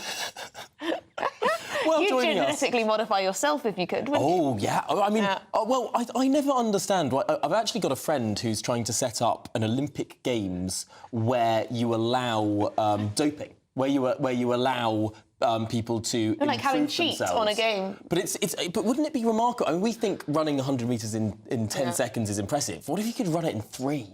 Well, that would just be mind-boggling, wouldn't it? Alex Armstrong and Bridget Butterworth are here. Alex, so genetically modified cows, is this the right thing to do? Oh, it's total blasphemy, isn't it? I mean, no, the cow is a sacred beast. We shouldn't be touching it. I didn't realise you were a Hindu. I was born in a very Hindu area, actually, in Harrow. But come on, look, guys, look, the cow is fine as it is. And we've got to stop this madness of constantly trying to make things what we want them to be. Constantly trying to make things better? Well, I mean, it's a cow, for goodness sake, Tom. We have a million other things we need to be messed around with so that you didn't fart? Exactly, because that'd be great. we've already got the Boa stuff coming out, like with that drug they're putting into the milk, which people are boycotting now, and now they're doing it genetically to the cow, and we don't know whether this is going to work. I mean, who's testing this? How do you test? Well, I should say that Doogie Beattie, our Northern Ireland reporter and farmer, has been in touch with us to say that UK cows actually emit a lot less methane than other cows because they're fed primarily on grass. And a lot of this can be to do with the feed that the cows are given. Yeah, I mean, I think I'd genetically modify politicians to have less hot air coming out. Very good. For the cows. But, you know, this is actually amazing. And they started this farm in Dumfries. They started it in the 1970s. So they've been working on these low methane cows for decades.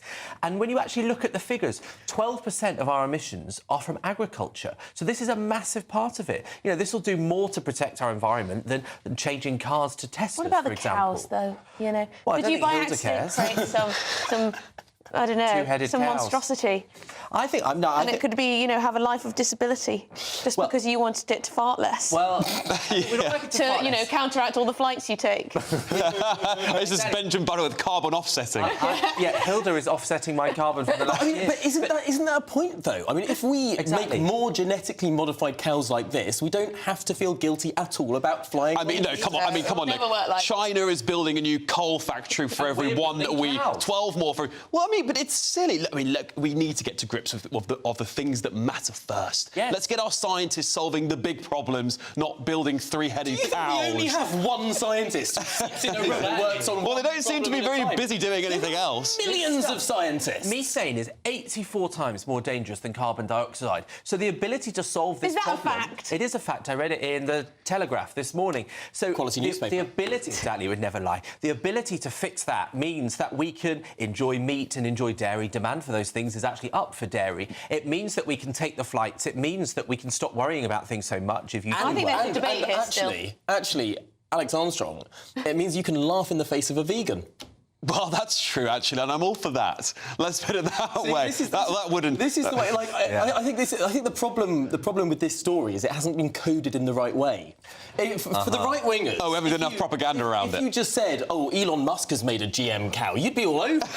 You'd hate it. Well, listen, they won't. No, do you know what? Because it's about climate change. There's not going to be any cows left soon because all the farms are going to be owned by Bill Gates and Keir Starmer, so it won't matter anyway, will This is it? the Liberal v small C Conservative divide, perhaps, taking place here. Goodness you know, me. leave beings alone. Leave the cows alone. Middling. Don't leave beings alone. We have hospitals for a reason. I just don't think this is going to solve climate change. Well, I mean, there is a point that there is only one Hilda, so I don't think Hilda alone can reduce all of our methane Don't do her emissions. down. So I don't know how long it takes a cow to reproduce, but she's probably going to have to get pretty busy to have more. Well, those Lucky Hilda. Well, this is Good Afternoon Britain. Don't go anywhere. Martin is up next.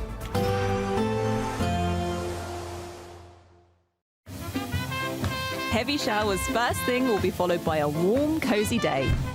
Boxed Boilers, sponsors of weather on GB News.